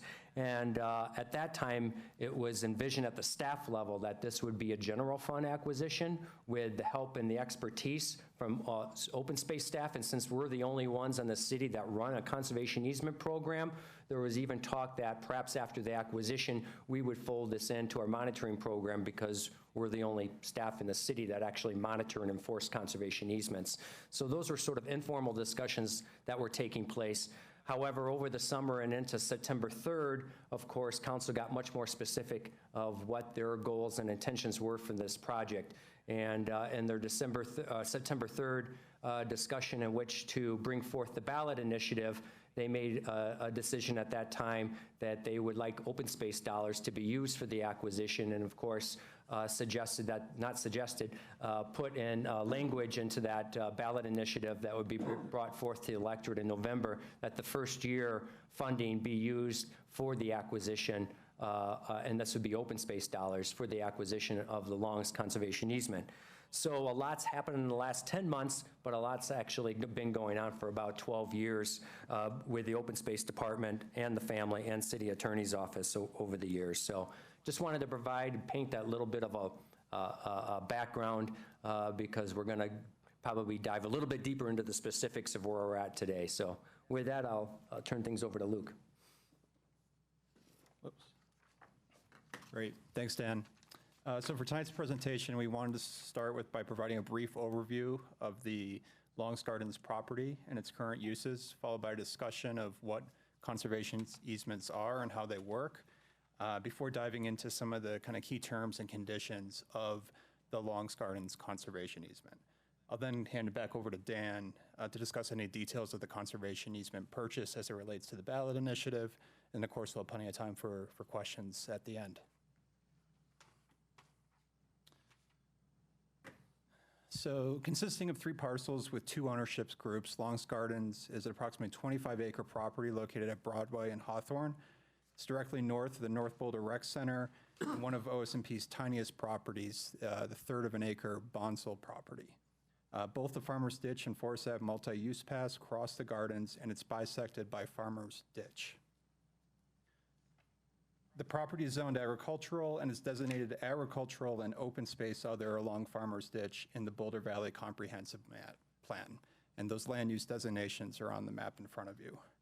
And perhaps most significantly, the gardens have been owned and operated by the Long family since 1916 and were recently recognized as a centennial farm by History Colorado. So originally started by the Long family for seed and bulb propagation, today the gardens support several agricultural operations that provide numerous community services. It includes an over 100-year-old house, which is located in the red area on the map in front of you, Long's Gardens iris fields, and Mountain Flower goat dairy, a raw milk dairy, which within the orange area, and Growing Gardens, which is depicted in the purple area on the map in front of you. And at Long's Gardens, Growing Gardens manages community garden plots, beehives, and a fruit orchard, and performs numerous projects and initiatives, including the Cultiva Youth Project. And so it's because of Long's Gardens' rich agricultural history and heritage, the diversity of the agricultural uses and operations it supports today, and the desire by the city, community, and the Long family to ensure that the property is not only protected from development, but able to support similar agricultural uses and operations in the future, is why we're bringing this conservation easement acquisition before you tonight. So before diving into the details of the actual conservation easement, we thought it'd be helpful to provide a brief refresher of what conservation easements are and how they work. So a conservation easement is a legal agreement between a landowner and a qualified conservation organization or government agency that permanently limits a property's uses in order to conserve its conservation values. And here at OSMP, we often use the terms conservation values and open space charter purposes interchangeably, and so I will be kind of doing that tonight throughout this presentation and our discussion afterwards. So a common legal metaphor to describe how conservation easements work is to think of land ownership as a bundle of rights or a bundle of sticks.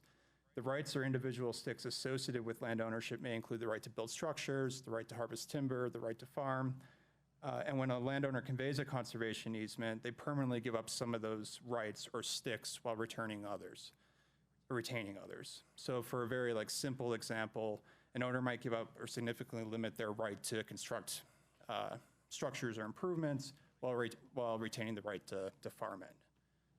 And so under a conservation easement, ownership remains with the private landowner, but future owners are bound by its terms, so it's a perpetual encumbrance on the property. Excuse me. They're also seen as flexible because they can be tailored to meet the goals, needs, and circumstances of the landowner while protecting the property's unique suite of conservation values. And it's these advantages that have made conservation easements, as Dan mentioned, a very popular and effective conservation tool. Here at OSMP, we have over 100 conservation agreements that include conservation easements, development rights agreements, scenic and open space easements that we steward annually. And so we often use the word stewardship and management interchangeably, but conservation easement stewardship is very different than the stewardship and management that OSMP performs on its fee-owned lands, or lands where we own all the sticks. On those lands, stewardship and management means restoring habitats, building trails, running volunteer and educational programs, putting up signs, and leasing to agricultural tenants. But when we talk about conservation easement stewardship, what we're really talking about is enforcing the terms and conditions of the easement so that the property's conservation values are protected in perpetuity. To do this effectively, we require what's called a baseline documentation report, which documents the conservation values and the existing conditions of the property at the time of conveyance and serves as the basis for future monitoring and enforcement. We then go out to monitoring the property annually to ensure that the terms and conditions of the easement are being followed and to document any changes from what's in the baseline documentation report. And on our annual monitoring visit, if we do find a potential violation of the easement, we then work with the landowner to resolve it. So as I think you can all appreciate, these are often long and complicated documents. So a key part of conservation easement stewardship is maintaining a relationship with landowners to address questions or issues that they may have before they escalate into a potential violation. And lastly, some of OSMP's conservation easements, including the one before you tonight, require a management plan. A lot of conservation organizations and government agencies require management plans in their conservation easements because specific management actions or activities are necessary to fully protect a property's conservation values. Unless specified otherwise, management activities are undertaken by the landowner, and the easement holder simply ensures that those activities are consistent with both the management plan and the easement. So, for example, many conservation easements that protect forest land require a forest management plan, which would require the landowner to perform sustainable thinnings, retain old growth stands, retain or require to leave woody debris for habitat protection.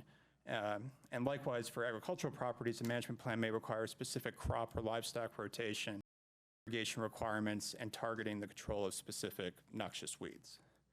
And so the reason we recommend that these management requirements are in a separate management plan and not in the easement itself is primarily because a conservation easement is a perpetual document that is difficult to amend, whereas a management plan can and should be amended at a somewhat regular basis and as the uses and conditions of the property change over time, and also as best management practices change over time with improving science and technology.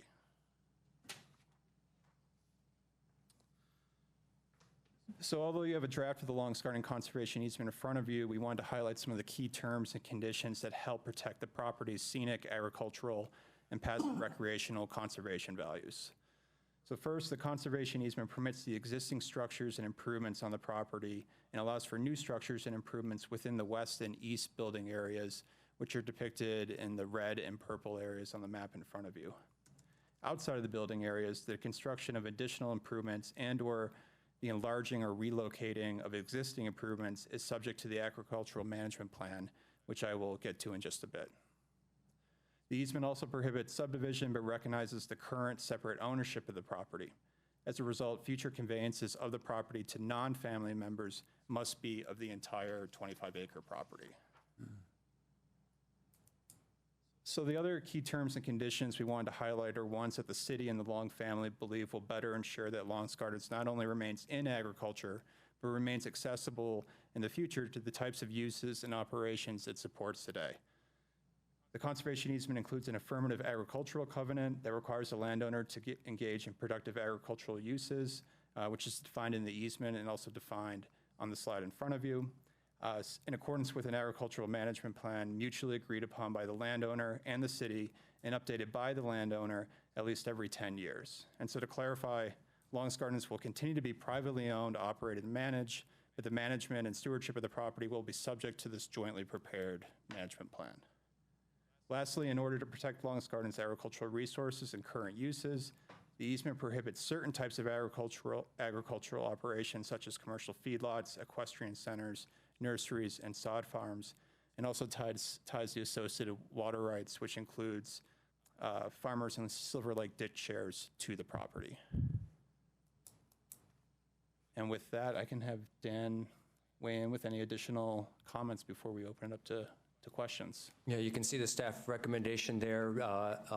So this is a little bit of a wonky process, using Mark Davison's term that he likes to use, in that typically we would provide a recommendation up front of any council reaction or guidance into the project. Then it would go to council. Council in this situation on September 3rd, council's already weighed in on sort of where they stand and what their vision is in terms of using open space dollars for this with the tax. But in working with city staff and consulting with Tom, we still felt it very important that we follow the general rule of this body providing a recommendation to the board. So that is why we're still in front of you, even though on September 3rd, council did weigh in a pretty definitive way of their vision for this, but felt like it's important for us to follow the charter guidance of this body providing a recommendation. So I just wanted to first provide that and to let any viewers know, like, why are they doing this? Council's sort of already said some things about it. So that's one important thing I wanted to say. And just to clarify for those who are listening that may not know, in terms of the ballot initiative that would be on the ballot on November 4th, council did instruct the language to include that the first year's revenue from that sales tax is to be used for the acquisition of the Long's Garden conservation easement.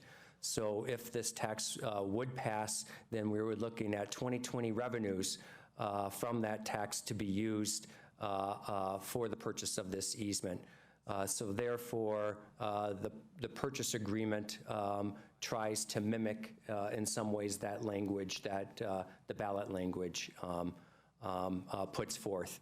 And I also just want to clarify that in staff's recommendation to this body, that we are tying the funding that we would need for this acquisition to the successful passage of this for the acquisition CIP as it currently exists. That money is allocated, if you will, to current negotiations of projects that were identified several years ago that are ongoing. So at this point, there wouldn't be an identified open space funding source available. So that's why you would see the last sentence here in that recommendation.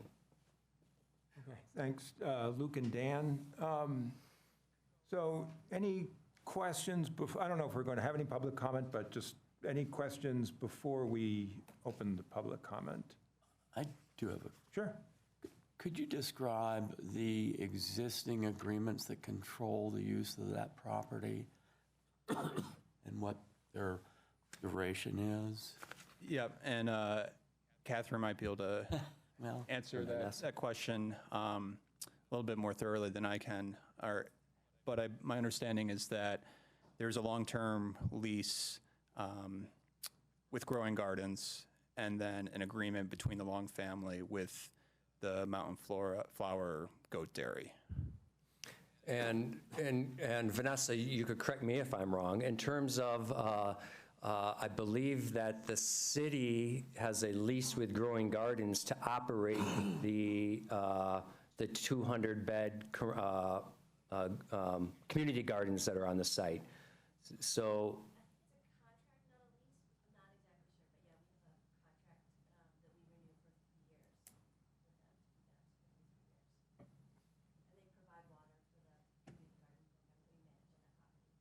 right? So there's that's specific to the community gardens portion of the growing garden site. I would point out that right now there isn't a permanent or lease situation that governs the paved multi-use paths. So that would be, getting that in place would be part of this package of a transaction. And who in the city deals with the community garden plots? They've contract that out to Growing Gardens. Yeah, but from within the city?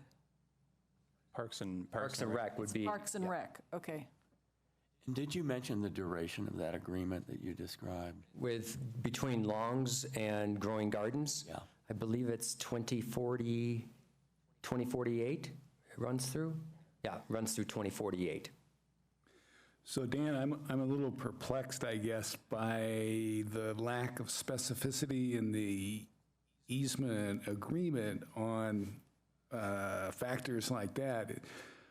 Why isn't there language in the easement agreement that, specifies what the existing or, future arrangements either are or expected to be? So there's two places where that would be represented. One is the current conditions would be well documented in the baseline documentation report that would be required to be put in place before the transaction is completed. And who does that? The baseline documentation report, in this particular case, I'm not exactly sure. Usually it's either prepared by the city or the landowner. Usually it's similar to the management plan. It's jointly prepared, and it's subject to mutual agreement of the parties. So that would be the Open Space and Mountain Parks Department? As the holder of this conservation easement, yes.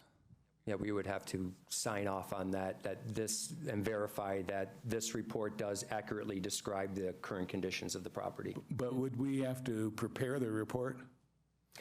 I don't have that level of detail. Again, we're missing Bethany, who's our lead, and so some of the very specific questions may elude us, and I don't know if you guys could come up to the mic too, that would be very helpful.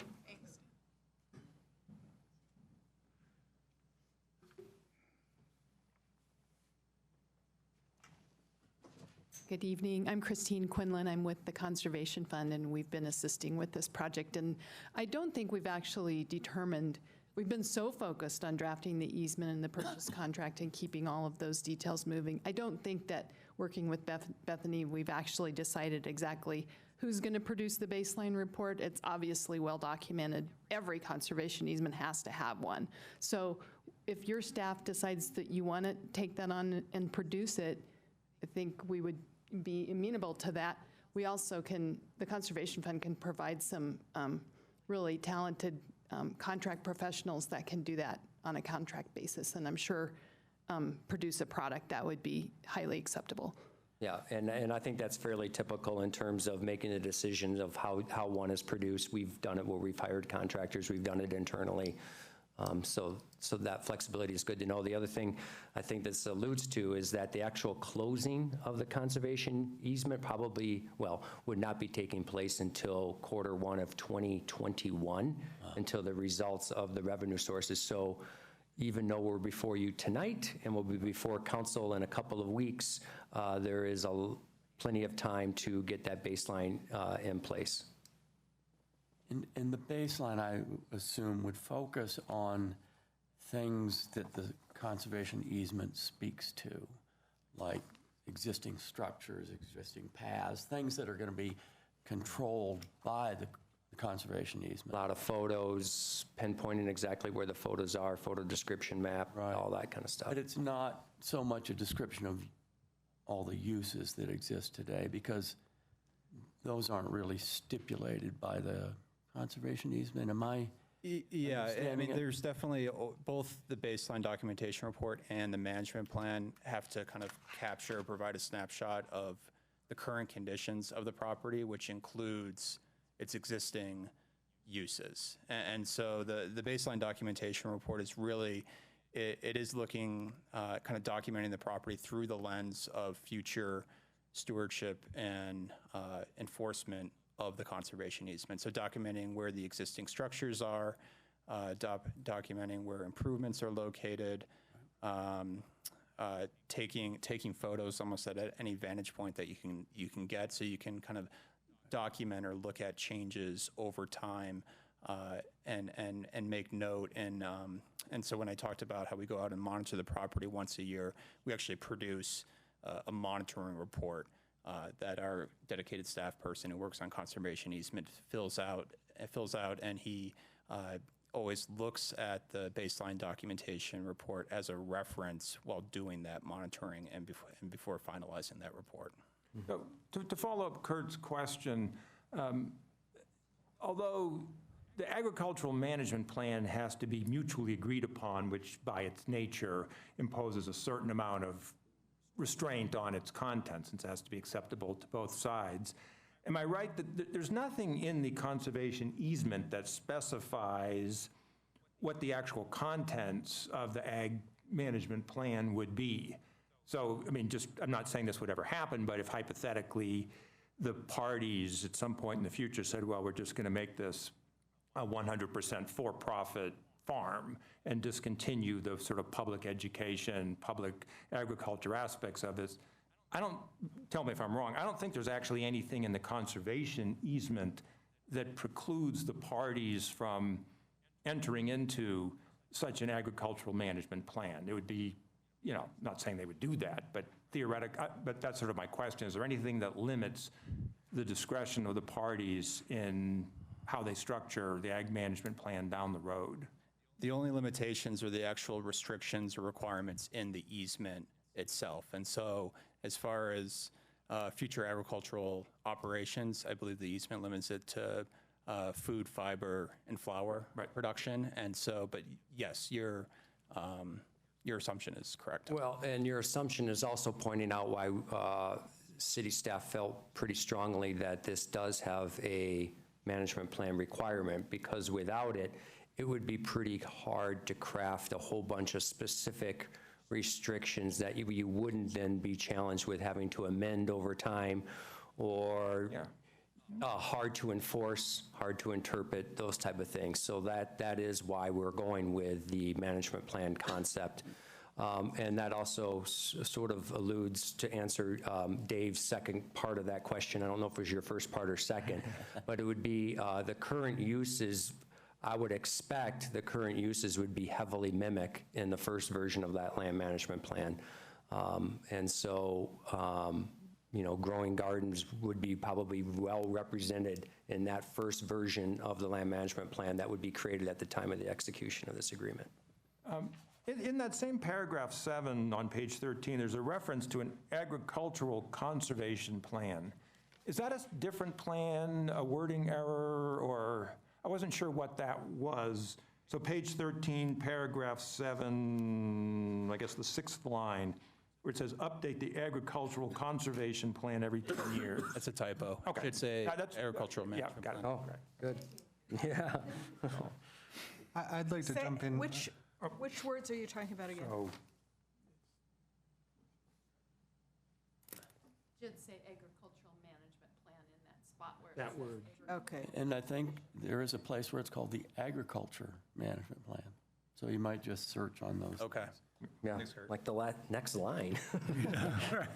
Just to follow on, my concerns, we all do our homework independently before these open meetings, are kind of in the similar place.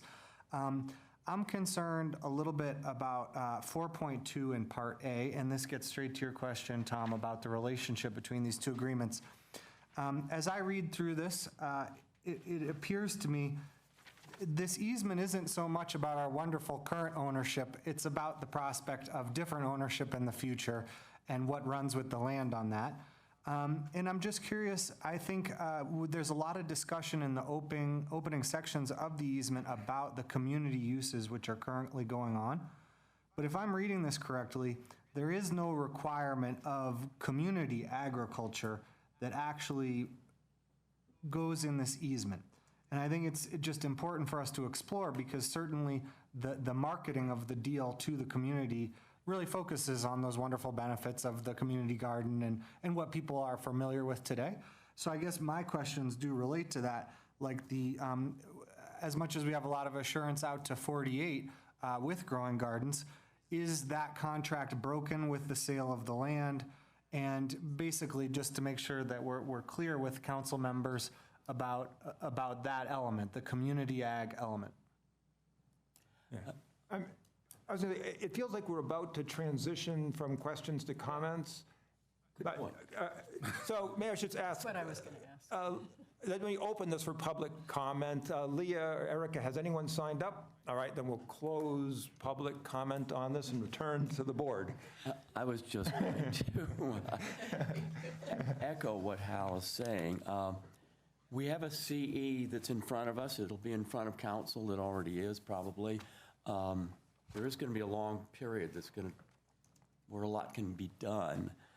But I do think there are a lot of public assumptions about what's going to happen under this CE, and maybe council assumptions about what's going to happen under the CE that are not covered in the CE and are not required in the CE. And so I worry that we need to have a process with council, since we're sort of a party to all of this, that says, and we're going to agree to the management plan, what council wants there to be in the management plan. And I don't know if that's been highlighted for them.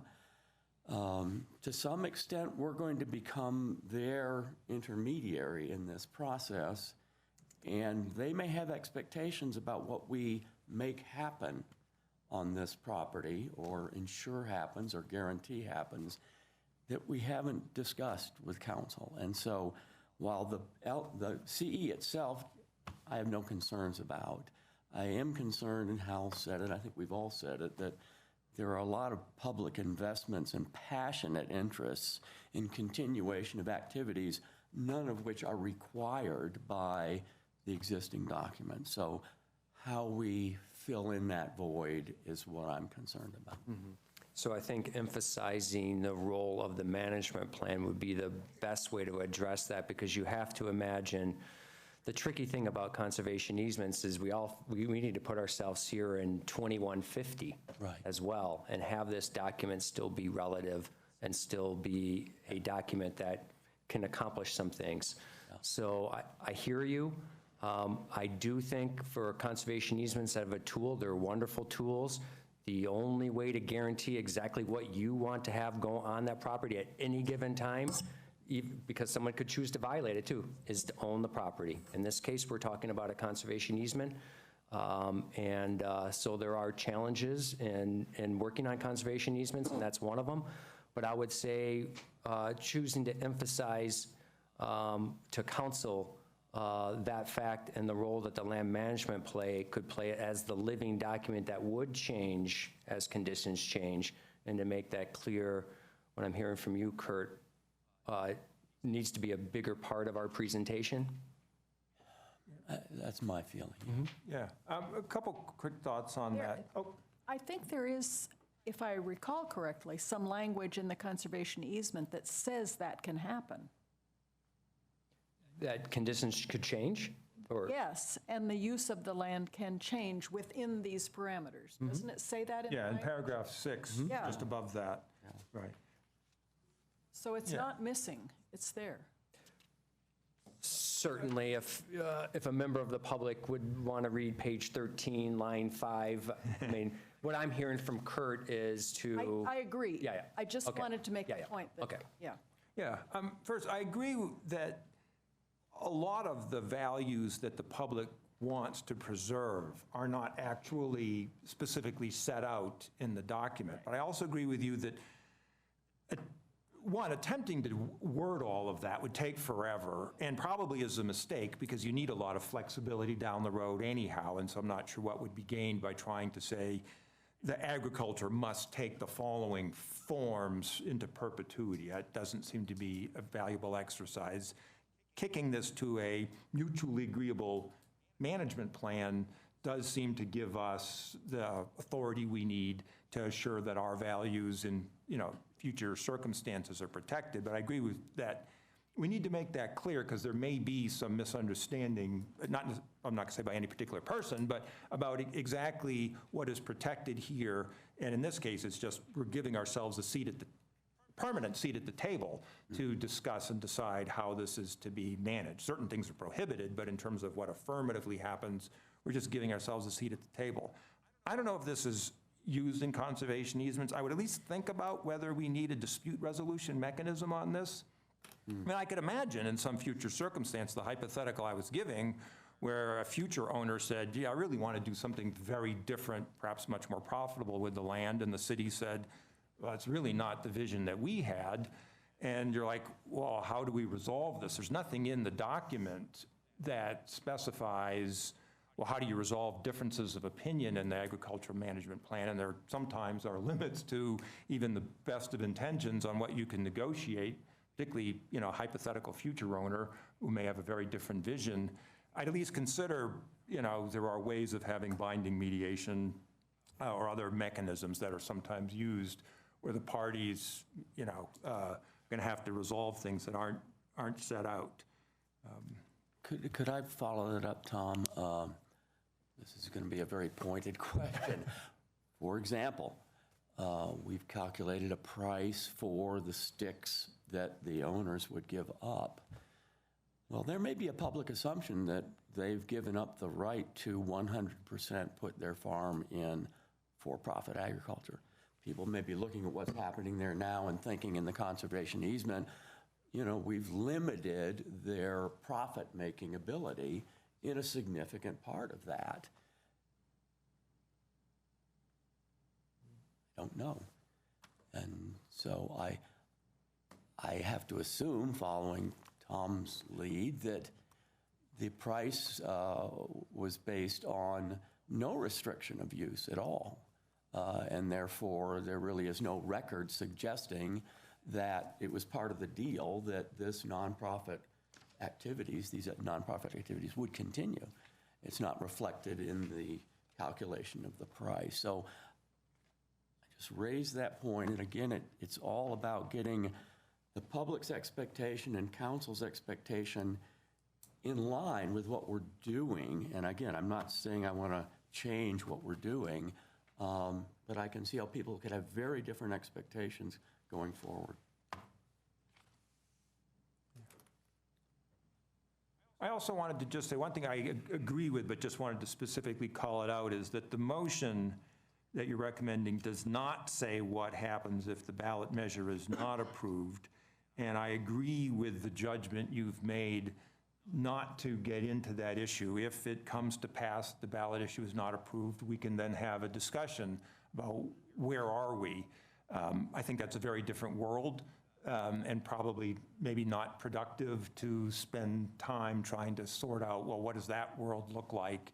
So I agree with that, but wanted to make sure we had, you know, specifically, you know, identified that point, that we're only in a sense dealing with one of two possibilities. We're saying, well, what would happen if the tax measure is approved? We're not saying, well, what would happen if it was disapproved? And I agree with that judgment. It would just say, well, if it's disapproved, we'll, you know, go back to the drawing board and see where we are, wherever, you know, wherever that might be. And I'm not trying to comment on, you know, how that discussion would go.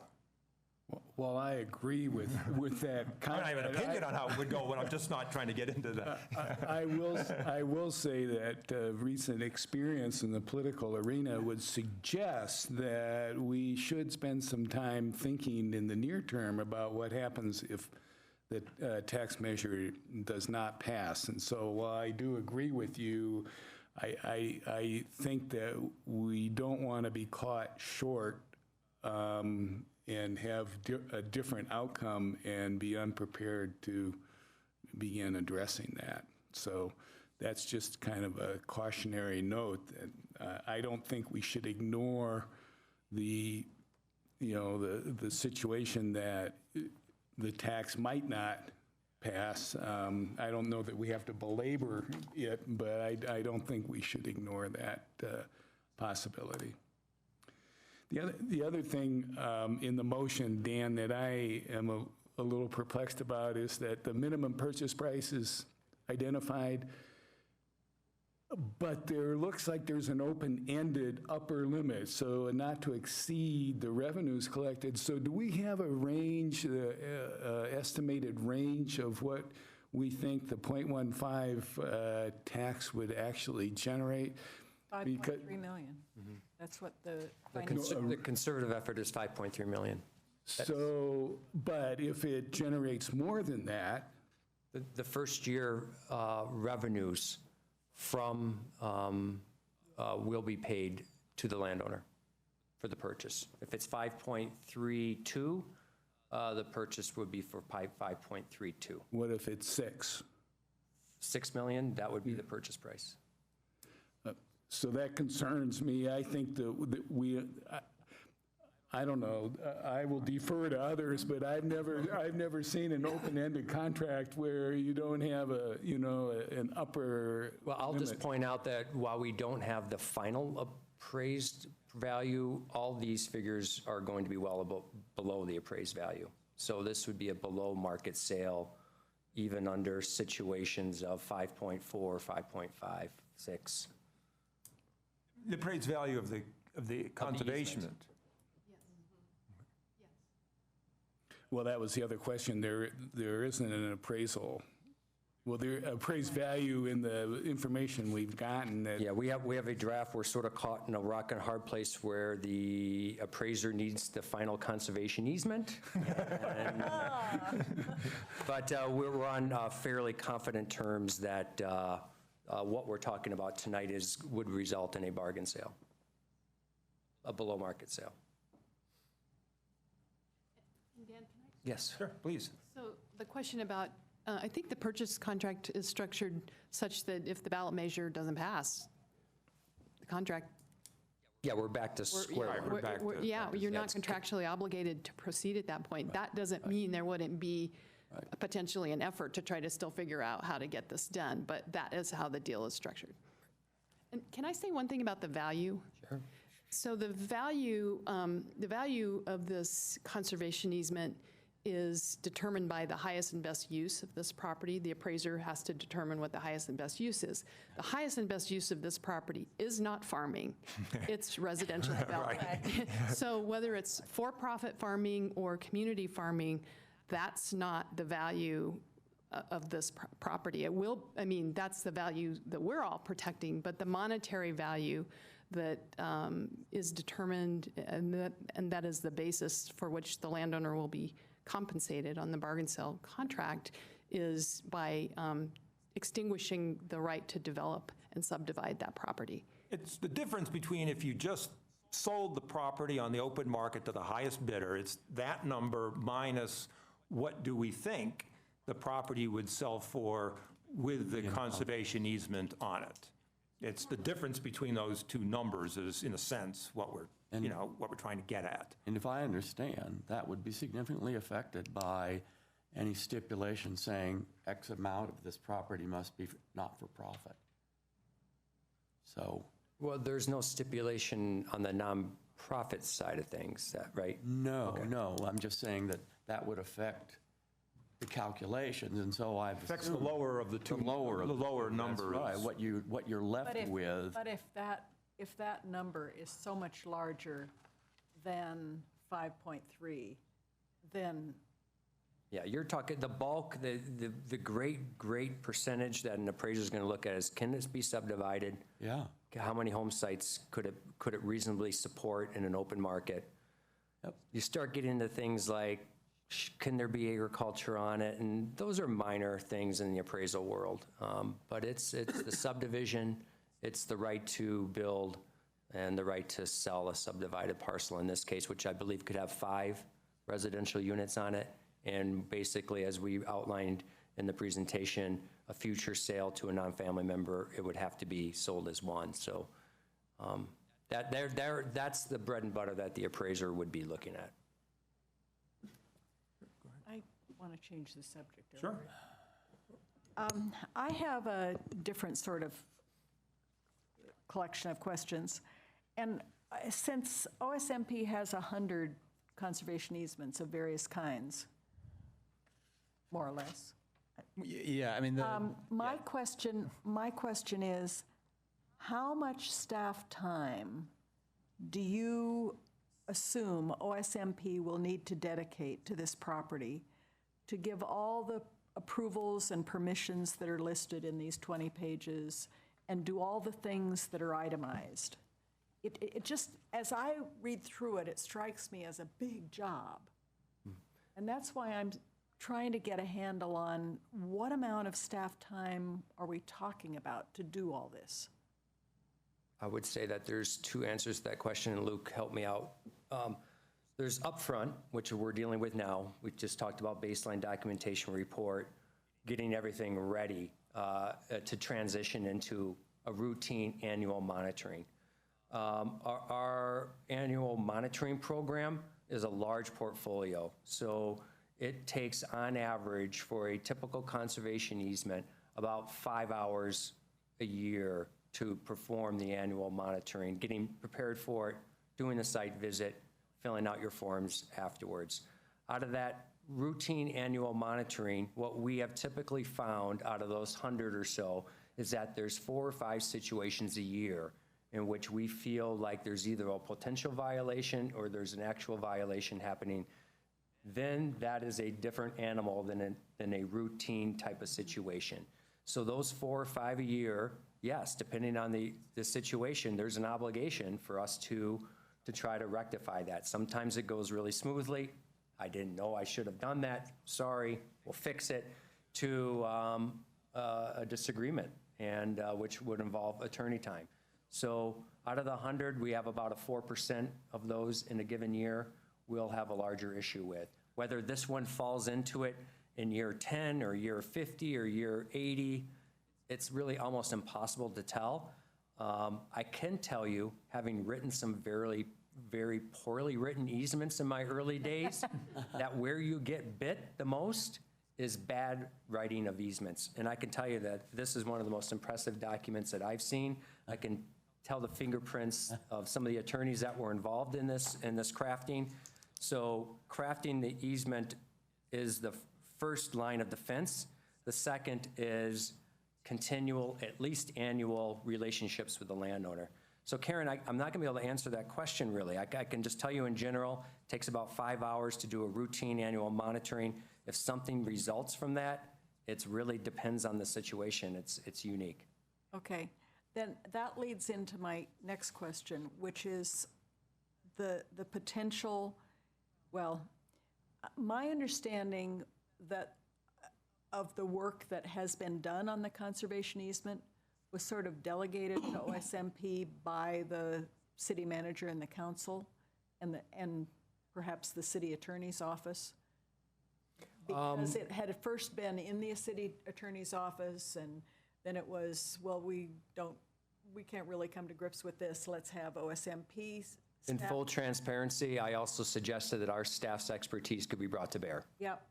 So my understanding was that under the cost allocation, that some of that was going to be compensated. Is that true? Am I using the right word? On the cost allocation. To be honest, Karen, I don't know if we ever discussed whether or not any of our staff time in 2019 should come back to us. We did have lots of discussions on the actual funding of the acquisition that throughout most of the year was assumed to be general fund. But I never raised the issue that if Bethany spent 30 hours on this or whatever the hours are, that we needed to be compensated for that. I felt that there was enough of an open space purpose on this property that playing a role such as that, I felt justified in making that decision. Okay. Then as far as the city attorney's office, I know we get charged through the cost allocation process for any attorney time that is spent on open space matters. And as I read this document, there are several places where it says, and then there would be attorney fees. And I'm wondering if, because of the nature of this property and the agreements on this property, whether in those cases, it would be a general fund cost as opposed to an OSMP cost? I'm just wondering where the dividing line is between OSMP assuming the costs and the general fund assuming costs. That My suggestions, I don't think that's a place you put in the easement or the management plan. If this body felt that that'd be an important thing to bring forward, I would say it probably would be best in the recommendation itself. I don't see that being a place within the formal documents itself. Off the top of my head, would be my reaction.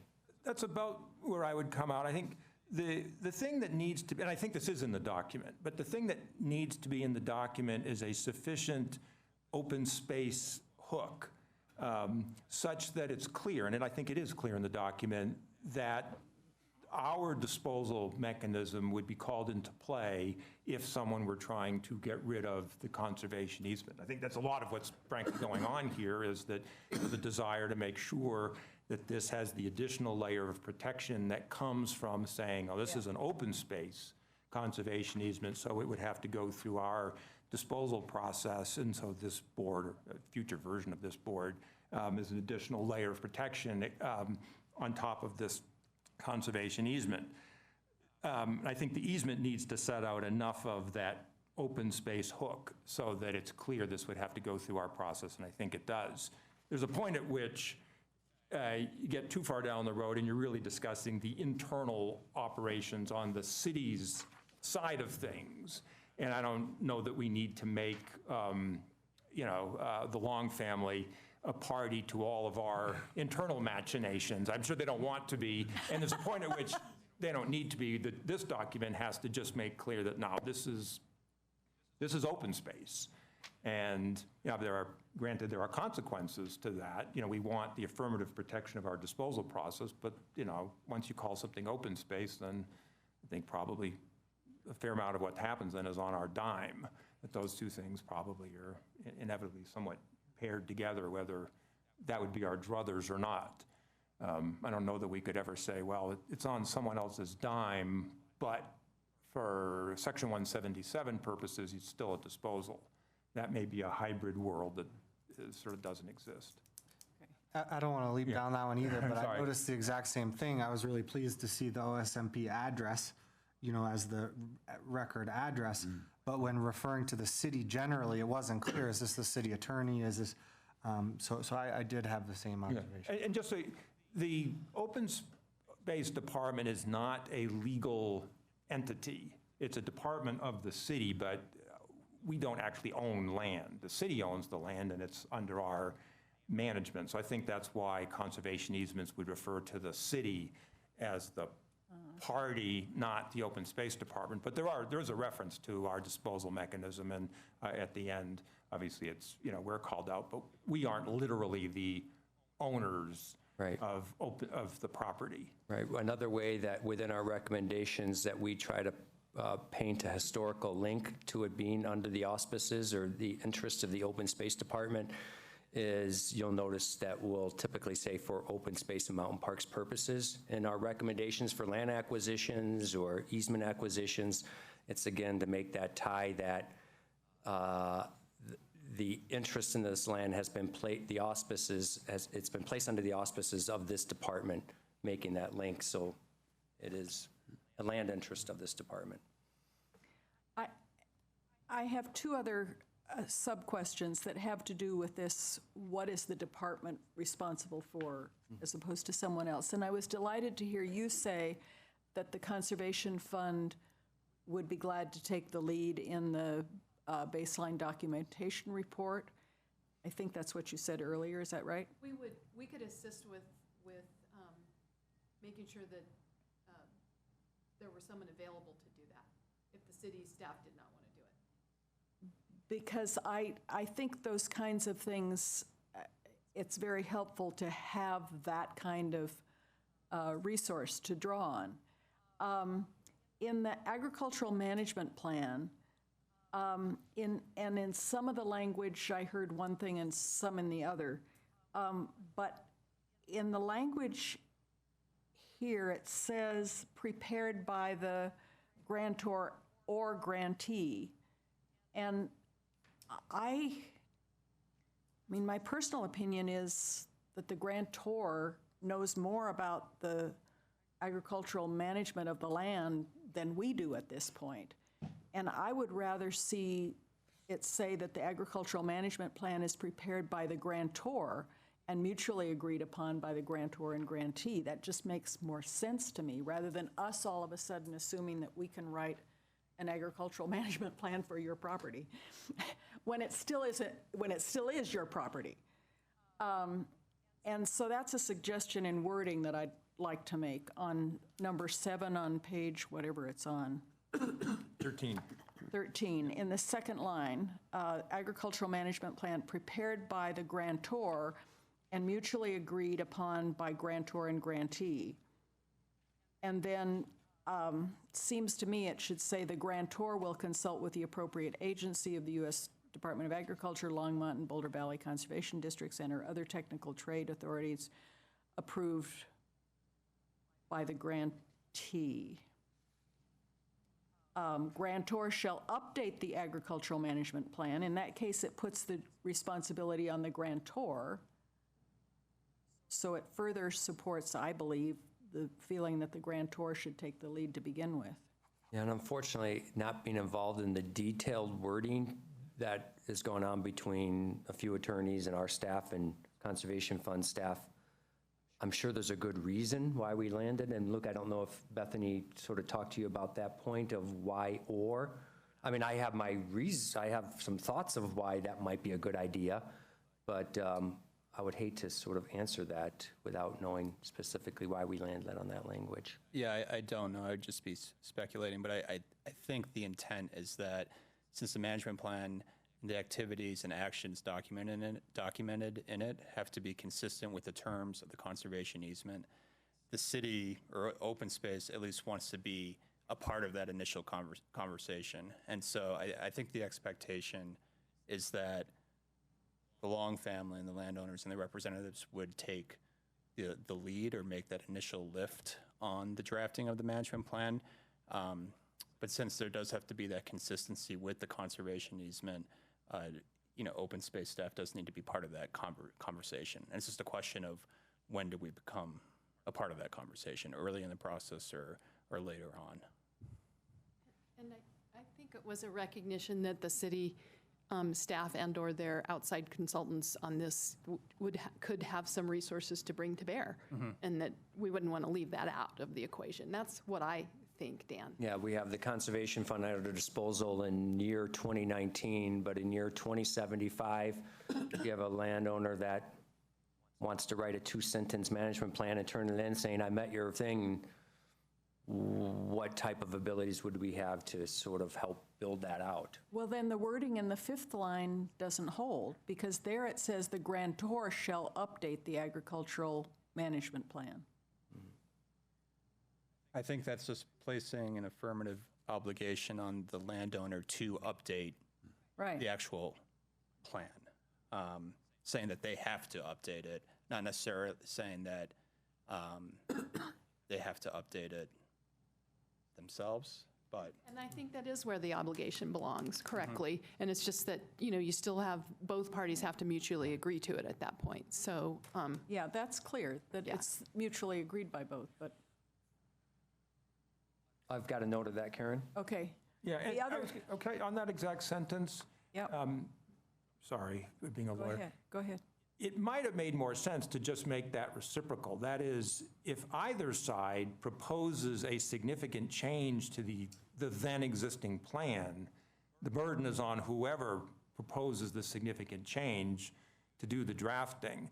This is written as, well, if the grantor wants to make a change, well, it's on the grantor to do the drafting, which makes total sense. But it could be also possible that we're the ones who initiate the idea of, well, maybe we'd like to propose a change. And in that scenario, I would think it would be fair for you all to say, well, then if the city is going to propose a change, well, we draft it and present it to you based on whatever our language is. So I would have just thought whoever is the one proposing to make the change be the one who bears the burden of drafting the proposed new language? Yeah, I'm wondering about going back to whether or not it's just putting the obligation to make sure it's updated every 10 years to place that burden on the landowner, but who actually is involved in coming together and writing that update. Maybe that's a little bit of a different sentence that either needs to be added or clarified. Yeah, but I think, Tom, you raise a good point. There could be instances where the grantee, in this case, open space, would have a reason of why they would want to see the management plan updated, even if it hadn't been 10 years yet, or the conditions of the property didn't change. And maybe that falls into, the evolution of best management practices and the like.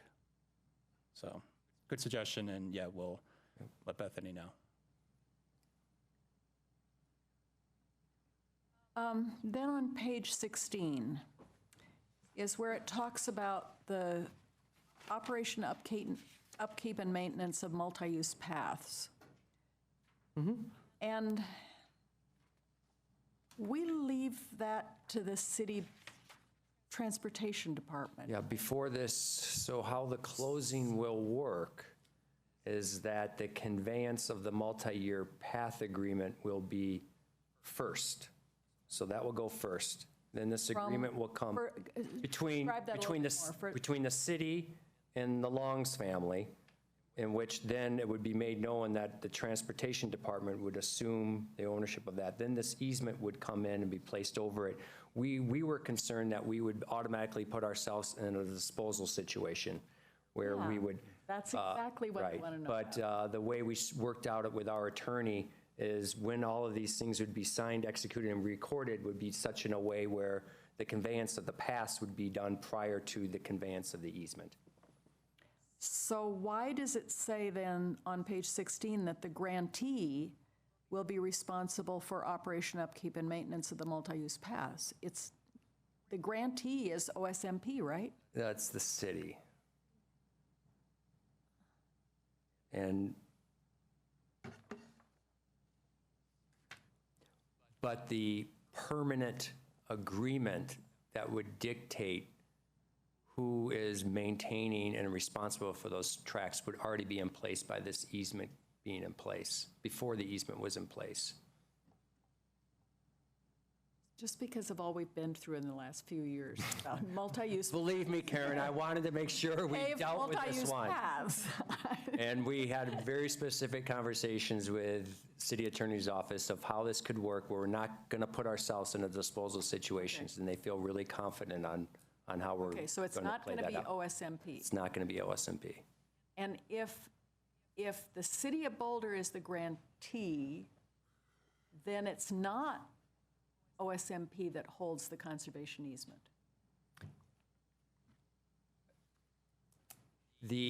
Through the recommendation, the management has been placed under the auspices of the Open Space and Mountain Parks Department.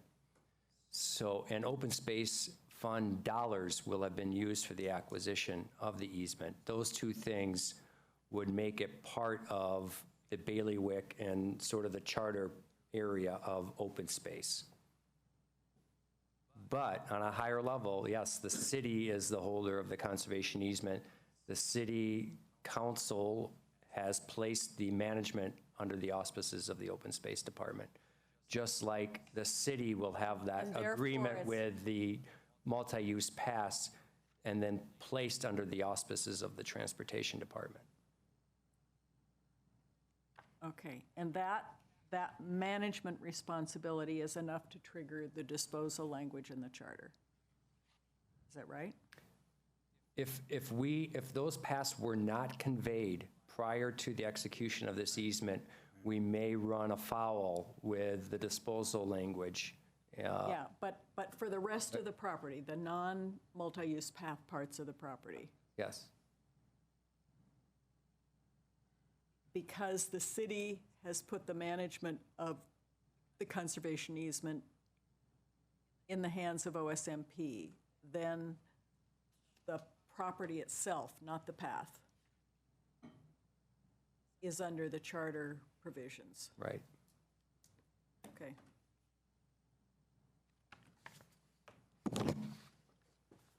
Well, any other questions or comments? Someone want to make a motion? I'm not proposing to add this to the motion. This is sort of a note I would send along with the motion. Let me just read it, and you've already offered, Dan, to convey this to council. I do sort of feel like we need to go on record, and so I would add a note that says, the board wishes to note for council that existing public uses at Long's Garden are not guaranteed or required by the conservation easement. Any agreement on future public uses would need to be codified in the agricultural management plan to be developed between the city and the owners. Maybe this is stating what everybody already knows, but I'm not so sure. So I really support the need to put an asterisk here. I'm with you on that. I think it rises to that level. I'm not as interested in some of this other minutia, but on this piece, I think it really rises to that level. And my concern is that in the document it says the agricultural management plan only needs to uphold the strictures and conservation values of the easement. So it's not as though the agricultural management plan could force a future owner into a community engagement element. So I think that needs some higher level thinking. Yeah. I guess I agree, as you can tell from prior comments, I certainly agree with what you're saying. As a matter of process, I'm fine with just making sure that staff conveys that. Do you feel you need that in a formal board statement that we have typed up and vote on, or are you comfortable? I'm comfortable either way. Okay. If you're comfortable, I don't feel the need to vote on it, but others may. I would suggest that a little more formal process take place where, I don't know whether you're intending to put a cover memo on the motion when it's conveyed, Dan, but it strikes me that there are a couple of things, one of which is what Kurt and Hal have brought up, that we want to do a furthermore or footnote or whatever. The other thing is, this goes back to some of Karen's concerns, are staffing and funding. And it strikes me that I hate to even bring this other topic up, but it strikes me in similarity to the prairie dog situation, where all of a sudden the expectations are now on the open space department to do a whole bunch of things. This conservation easement is much more complicated than most, if not all, of the current conservation easements. And so it's going to require a fair amount of staff time and money to actually accomplish the open space responsibilities. And so it strikes me that we ought to make some statement to council about that, that this isn't something that, is easily incorporated into the existing work plan. And if we want to move forward, the council might want to consider, funding or supporting the effort in a little more substantial manner.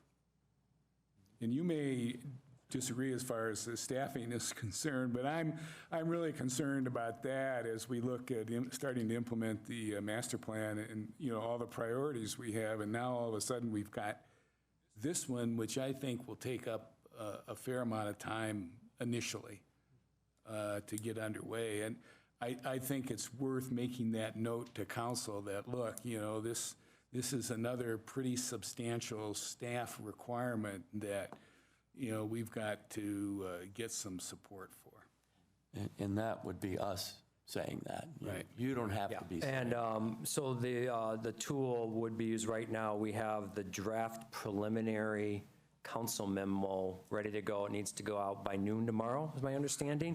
And we have a placeholder for whatever recommendation and other information you may want to convey. So whatever you wanted to do tonight, there's a placeholder ready for you. Great. So I would suggest then that we consider, what other, elements that we would like to attach to the formal motion. I'd like to offer a small differing opinion on that one. In light of the fact that City Council recently approved the highest and longest reauthorization of open space monies, for simplicity's sake, this is my view on this. Okay, it's not the highest, though, but go Okay. ahead. Sorry. Go ahead. That for simplicity's sake, I think the thing that is very important to City Council is that the easement meets their actual goals that they have in their mind and that the community has in their mind. And I do see here something worthy of their attention on that. On these other items, I would defer to gratitude to the grantor and also to the city in general for funding it, and expect that we can manage this within the context of our program. That's my opinion. And I would say I'm exactly where Hal is on that. Yes, there will be some expenses into perpetuity in working on various management plans and overseeing the conservation easement. But, this is being presented, and I don't want to take a position on the tax, but it's being presented to the public as part of a deal. And part of the deal is that open space gets, $95, $100 million or what have you over the subsequent 19 years. And I don't want to sort of come across as, well, we want that plus whatever the admin cost is associated with managing the conservation easement.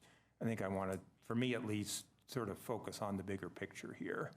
And all these conservation easements have some expenses. This is probably going to have more than most, but in the broader picture of 20 years at $5 million plus a year, I'd let that one go. But that's me. I think I agree with you, Tom. Since it's tied to the tax measure, this whole thing is tied together. I think we can just see it as the will of the public to have us implement this. So maybe we ought to do a quick head nod just to see, Kurt, you had proposed some language. Do people want that in the, rather than going through the trouble of typing it up, to see whether people want this in the motion, and then you can just have it typed up if yes. And I think this probably shouldn't be in the motion, but I think it would fit in the letter. Your letter's going to say a lot of things, and then you can say, here's the motion from the board. The board further wanted to express to council or point out to council. I'm comfortable not having it, okay. But I just want to, someone may prefer it formalized, and I don't mean to preempt. I would not propose to have it as part of the motion, but if you need the language for the letter, then we need to consider that. Can you read it again for us? I'll try. Thank you. Is it possible for you to read it? And it's kind of scribbly. The board wishes to note for council that the existing public uses at Long's Garden are not guaranteed nor required by the conservation easement. Any agreement on future public uses would need to be codified in the agricultural management plan to be developed between the city and the owner. I propose a small tweak, and rather than saying existing uses, because I'm not sure the exact existing use is so important, that community agricultural engagement is not mandated by it. I mean, we can't go so far as to tell people what they can and what businesses must be there or operating, but community agriculture and engagement is an element that people value in this. So that's a suggestion I have. Are you specifically saying we don't want to use the word existing? Because I was trying to highlight existing. Okay. How about existing community agricultural engagement uses or uses? Okay. I think that's fine. Something to that effect. Yeah, I don't know what agricultural engagement means. I would propose that it be purposes, or something like that. Community agricultural purposes, sure. Yeah. Okay. And since this isn't a formal motion, I guess I should ask Dan and Luke, do you feel you have enough of the spirit that you're good, or do you want further wordsmithing on this? Am I writing this down, or? Because I'm not. Well, so whoever's writing the memo to city council is. We were just having a little side conversation of whether or not the land management plan could actually codify, you want to? Yeah, I just, the management plan couldn't really codify uses. It could, ultimately, the uses that are on the property would be determined by the landowner. I mean, as an easement holder and kind of being, at the table, so to speak, as far as the future management of this property, we could encourage uses that provide, a community, like a direct community benefit or something of that nature. But the management plan really couldn't require that beyond, the only thing that the management plan can really require is what's required in the easement. And the easement requires food, fiber, and flower production in perpetuity, and whether that's... Now I'm starting to revise my statement to council, which is nothing guarantees the future community agricultural activities. Yeah. And that's, I say that with hesitancy, but we need to understand if that's really the case. I mean, the Longs, through their good graces and everything else, have supported these things for many years, and people have a great investment in it. We may need to tell the public very clearly that this is not guaranteed in the future by this cooperative agreement, or, sorry, conservation easement. But that's an important point. Yeah. Yeah, no, I think we've heard that loud and clear, and we'll communicate that to council.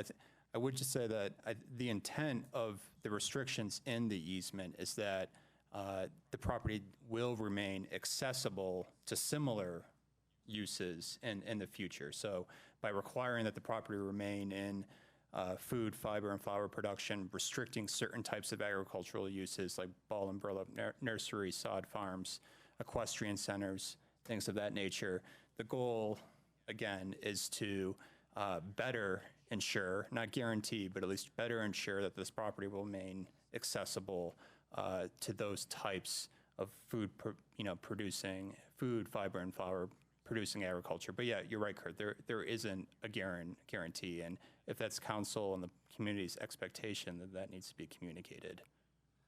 I feel strongly that this is more just about flagging city council about what is currently being bought or not. They're very busy people with many large things on their plate. And I'll just reiterate, in my opinion, this rises to the level of a note on this. Yeah. But I'm starting to wonder how to word this note. We have a difficult thing that we're trying to sort of guarantee something into the future that is done voluntarily by the family. And I just worry that the public thinks that we're somehow guaranteeing that, and we can't even obligate the family to do that next year. Now, maybe that's why I asked about existing agreements with operators, that maybe those are more binding on what happens than this ever will be. I don't know. I think in the language conveyed to the council, it's really important to quote from the conservation easement what is defined in the conservation easement. Yeah. And then say in the final dependent clause, but it does not guarantee in perpetuity or continuation of these continuation of the public blah, blah, blah. So in that case, you'd probably want to turn to section 6 on page 13, which has the productive agricultural uses as the basis for the land management plan. That's what the agreement strives for, and that's the definition of that productive agricultural use. So if you were to recite something, right, which is trying to convey that, and you wanted to then expand upon what it doesn't say, that might be the quote you would want to bring in. I think it's important to start with the what is said. And I don't want to paint a picture of doom and gloom. Right. If there is already under agreements, significant continuity of existing operations. But we may need to make clear to council that those depend upon agreements between the family and these organizations. And they don't depend on the cooperative agreement or the agricultural management plan. I mean, I don't want to overstate this, but I don't want to not make it clear. Do you want to say something? One of you? Well, I appreciate that, this is money, this is public's money that's going to be spent. But I'm a farmer. There are no guarantees. It's going to snow tonight. And we've tried, we understand, that's what we want, but you cannot make things so restrictive. You really can't guarantee the future. We can try, and that's what we've tried to do with everybody's help, is to structure things in a way. We've agreed to something very restrictive by adding the affirmative agriculture covenant. That's not something that's been done, really. So we're trying as much as we can to direct this into the future, but we all are not going to be here in the future, and we need to leave this with enough flexibility. I get your point, but I think the public's fairly aware, and the council is aware of things. It's fine if you want to tell them, but I guess while I appreciate everything you're trying to do, I guess I also want you to think there's only so much you can do to try and guarantee. So thanks. Think about that one. Thank you. And back to what you were saying, Luke, the parties can reach agreement to bind themselves to future activities that involve the public. They can do that in the agricultural management plan. They can't be forced to do it. They can agree to whatever is consistent with the conservation easement, even if it imposes obligations. They choose to impose obligations that go beyond. Yeah, if it's consistent with the easement, it would be hard-pressed as a city to not agree to a management plan that meets the spirit and everything that's in the easement.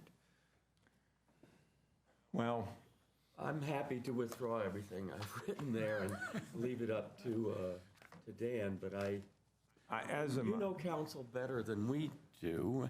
We will add a slide pointing out Section 6 in a positive way. Okay. Here's where was a tough negotiation. I mean, this was important to the city. Section 6 was very important to the city. Without Section 6, we weren't feeling as good. So Catherine and the family relented and agreed that their goals are also met by Section 6, but that's not one that you see every day in every easement. So Section 6 was important to the city. The family came along on that. I think that if we presented it to council, I'd want to do it in a way maybe, I don't know if it was Hal, but somebody suggested that there's positives on this. Section 6 is saying some great things. That's right. But yeah, just to be clear, it's not guaranteeing that the community aspect of all this is what we may see 100 years from now. Or even 10 years from now. To clarify, I'm an unabashed supporter of this and believe that it has value exactly how it is. I just am concerned that there may be a little miscommunication, and clarification would be helpful. I would support it in any and all form. Yeah. But it's a big deal for the people, and so anyway. And I think it is far more efficient for you to convey that than for us to potentially spend a good bit of time trying to wordsmith what probably isn't controversial, but maybe a challenge to get the wording exactly right. So unless someone, I guess maybe we should just, as a matter of procedure, say if someone wants to make a motion, then we'll see if there's a friendly amendment. I'm not going to move because I don't want to have to read it. I'll be quiet. Fire away.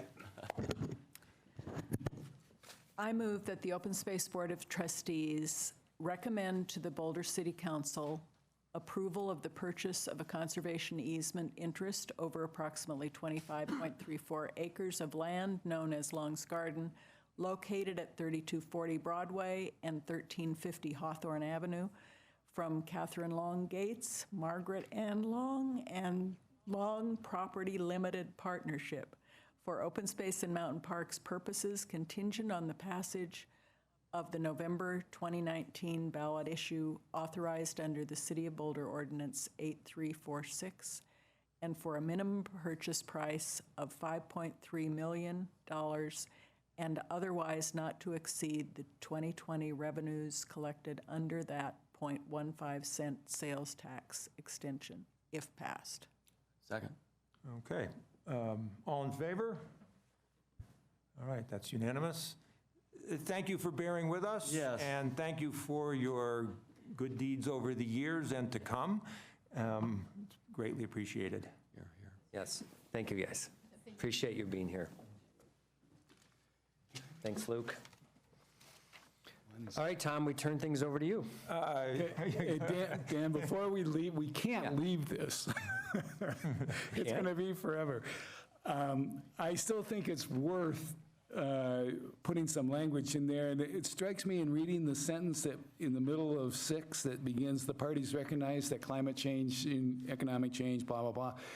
I think just putting that in and saying, the board, would like to make sure the council notes or something like that, that there are changes that will be happening in the future. And so I think that sentence The second sentence after fiber and flowers. Right, says it fine.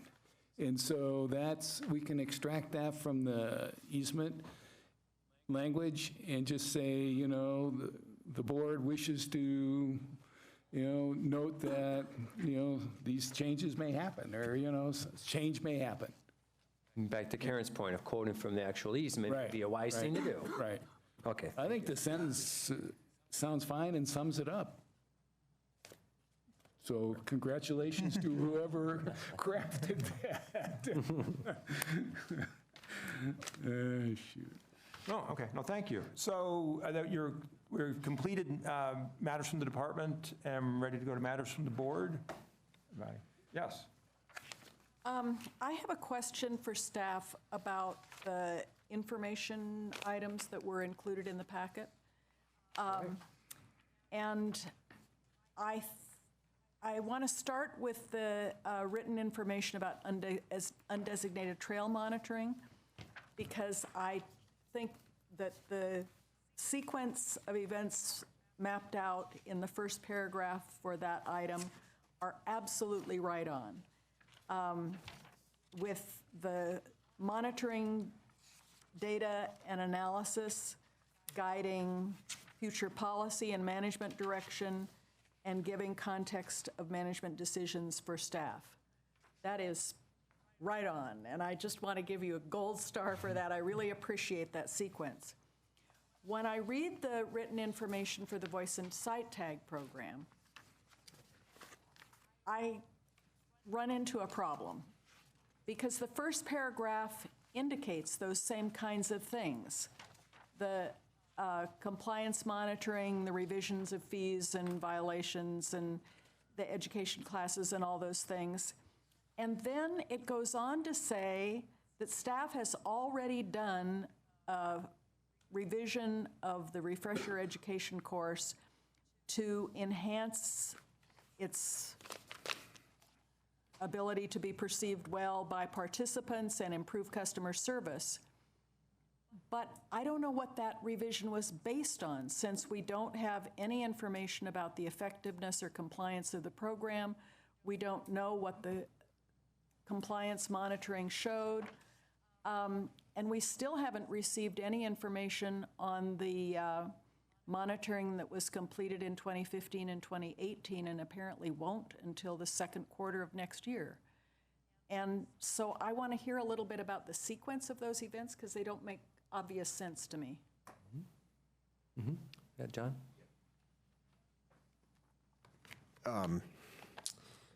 Thank you. Yeah, Karen, that's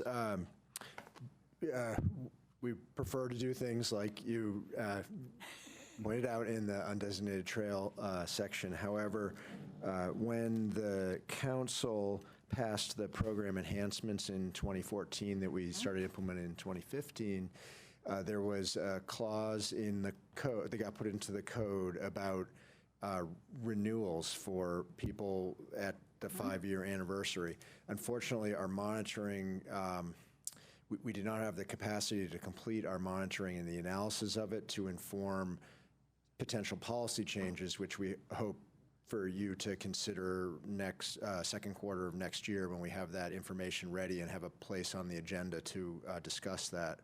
In the meantime, we had to create a way for people to renew for those 5-year renewals.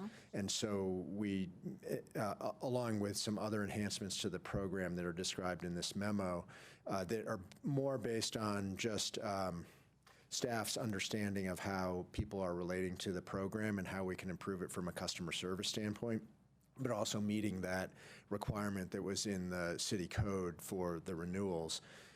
Our monitoring staff were involved on the team to inform the video that they put together that will be part of the renewal process and that enhancement, and incorporated what they knew at that time of any potential changes that or areas of emphasis that could be put into there. Although I think what the situation will really be that when we come back next year and review this with you, if there are any changes, it's likely that we'll have to go back and update the videos for the refreshers. So.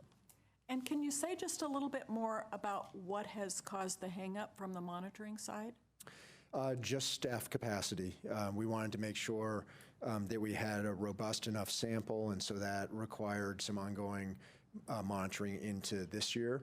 And also, so it was not finished in 2018? No, I believe they were continuing to do some into 2019 in order to get adequate sample sizes.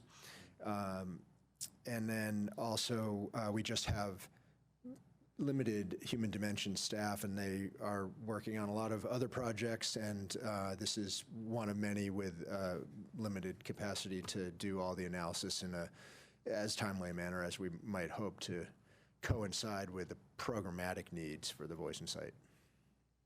Well, I would also say, I'm stretching my memory from a year ago, but made the decision internally to place more of an emphasis on getting the visitation results all prepared ahead of a little bit speed up so we can make master plan so decisions around that. And so it's probably a year ago at this time where we spent several meetings with that same staff working on the visitation study. So we made a little bit of a decision at that point of where to focus some staff time a year ago, which probably had some implications for this program. Yeah, and that's one of the projects, for example, that takes their time up instead of having been on the analysis of the Voice and Sight data. So.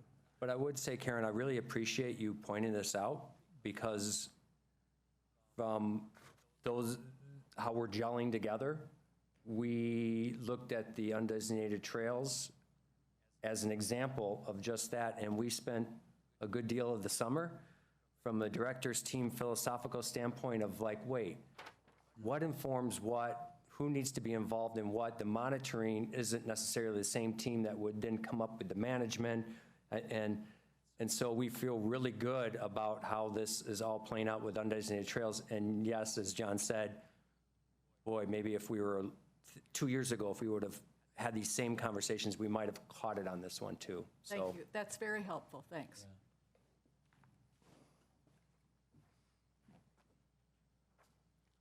Does anyone?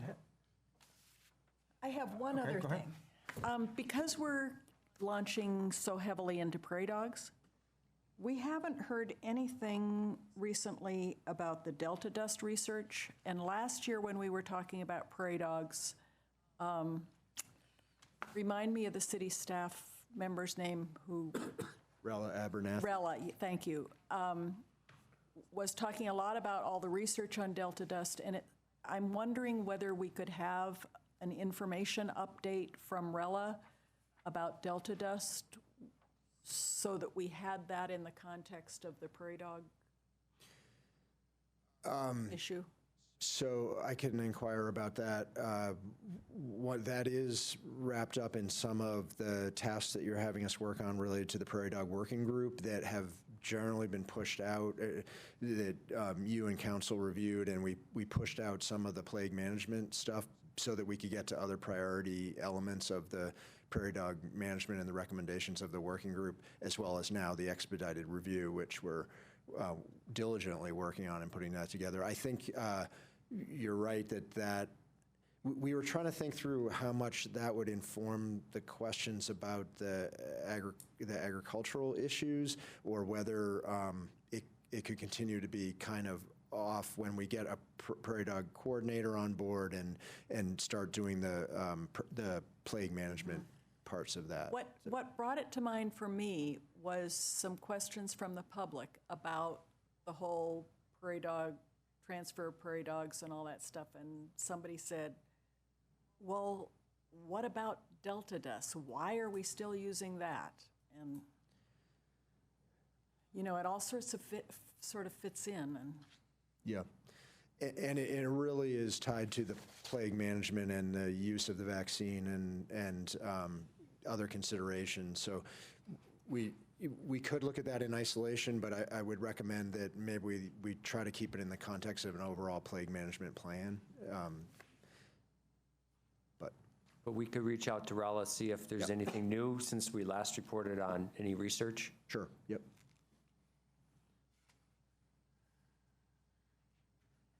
And my impression from something that I've read recently is that the transfer of prairie dogs to the southern grasslands is still possible for this fall, or is that off the books for this year? No, we're proceeding with weather-dependent relocations to the southern grasslands this fall. So. And has the permits arrived since? Yes, we've received a permit from the state, and we have a contractor on board, and they are proceeding with the contract. So. And there's another gold star. This guy deserves about 5 gold stars for that one. All 5, okay. Thanks. And prairie dogs, I wanted to note and commend the trailhead signage. I was on Joder today and noticed a very large sign acknowledging the October 23rd meeting. And I think, you know, recognizing a lot of people who use the system out there don't get reached by other forms of media. I think that's always a great addition to the public outreach. I'm glad to see that. So on that subject, we have, I think, a few upcoming events that we should, if we are so inclined, notice for public participation. I think at last month's meeting, we did notice the October 15th Gebhard meeting, so that is taken care of as I check the minutes. We have, as been mentioned, the October 23rd Prairie Dog meeting, which I think that begins at 5:30 at the Hub. And then the November 7th Ecological Restoration Projects Open House that was mentioned earlier this evening, also at the Hub at 5:30. So I would just, well, first check to see if there's anyone knows of any other events that between now and at least next month's board meeting on November 13th that they think would warrant public notice. I can't think of any. All right. So then, can I just get a quick nod on publicly noticing those 2 additional events as meetings of the Open Space Board? Any other issues from any member of the board? All right. We're adjourned. Thank you all. Nicely timed.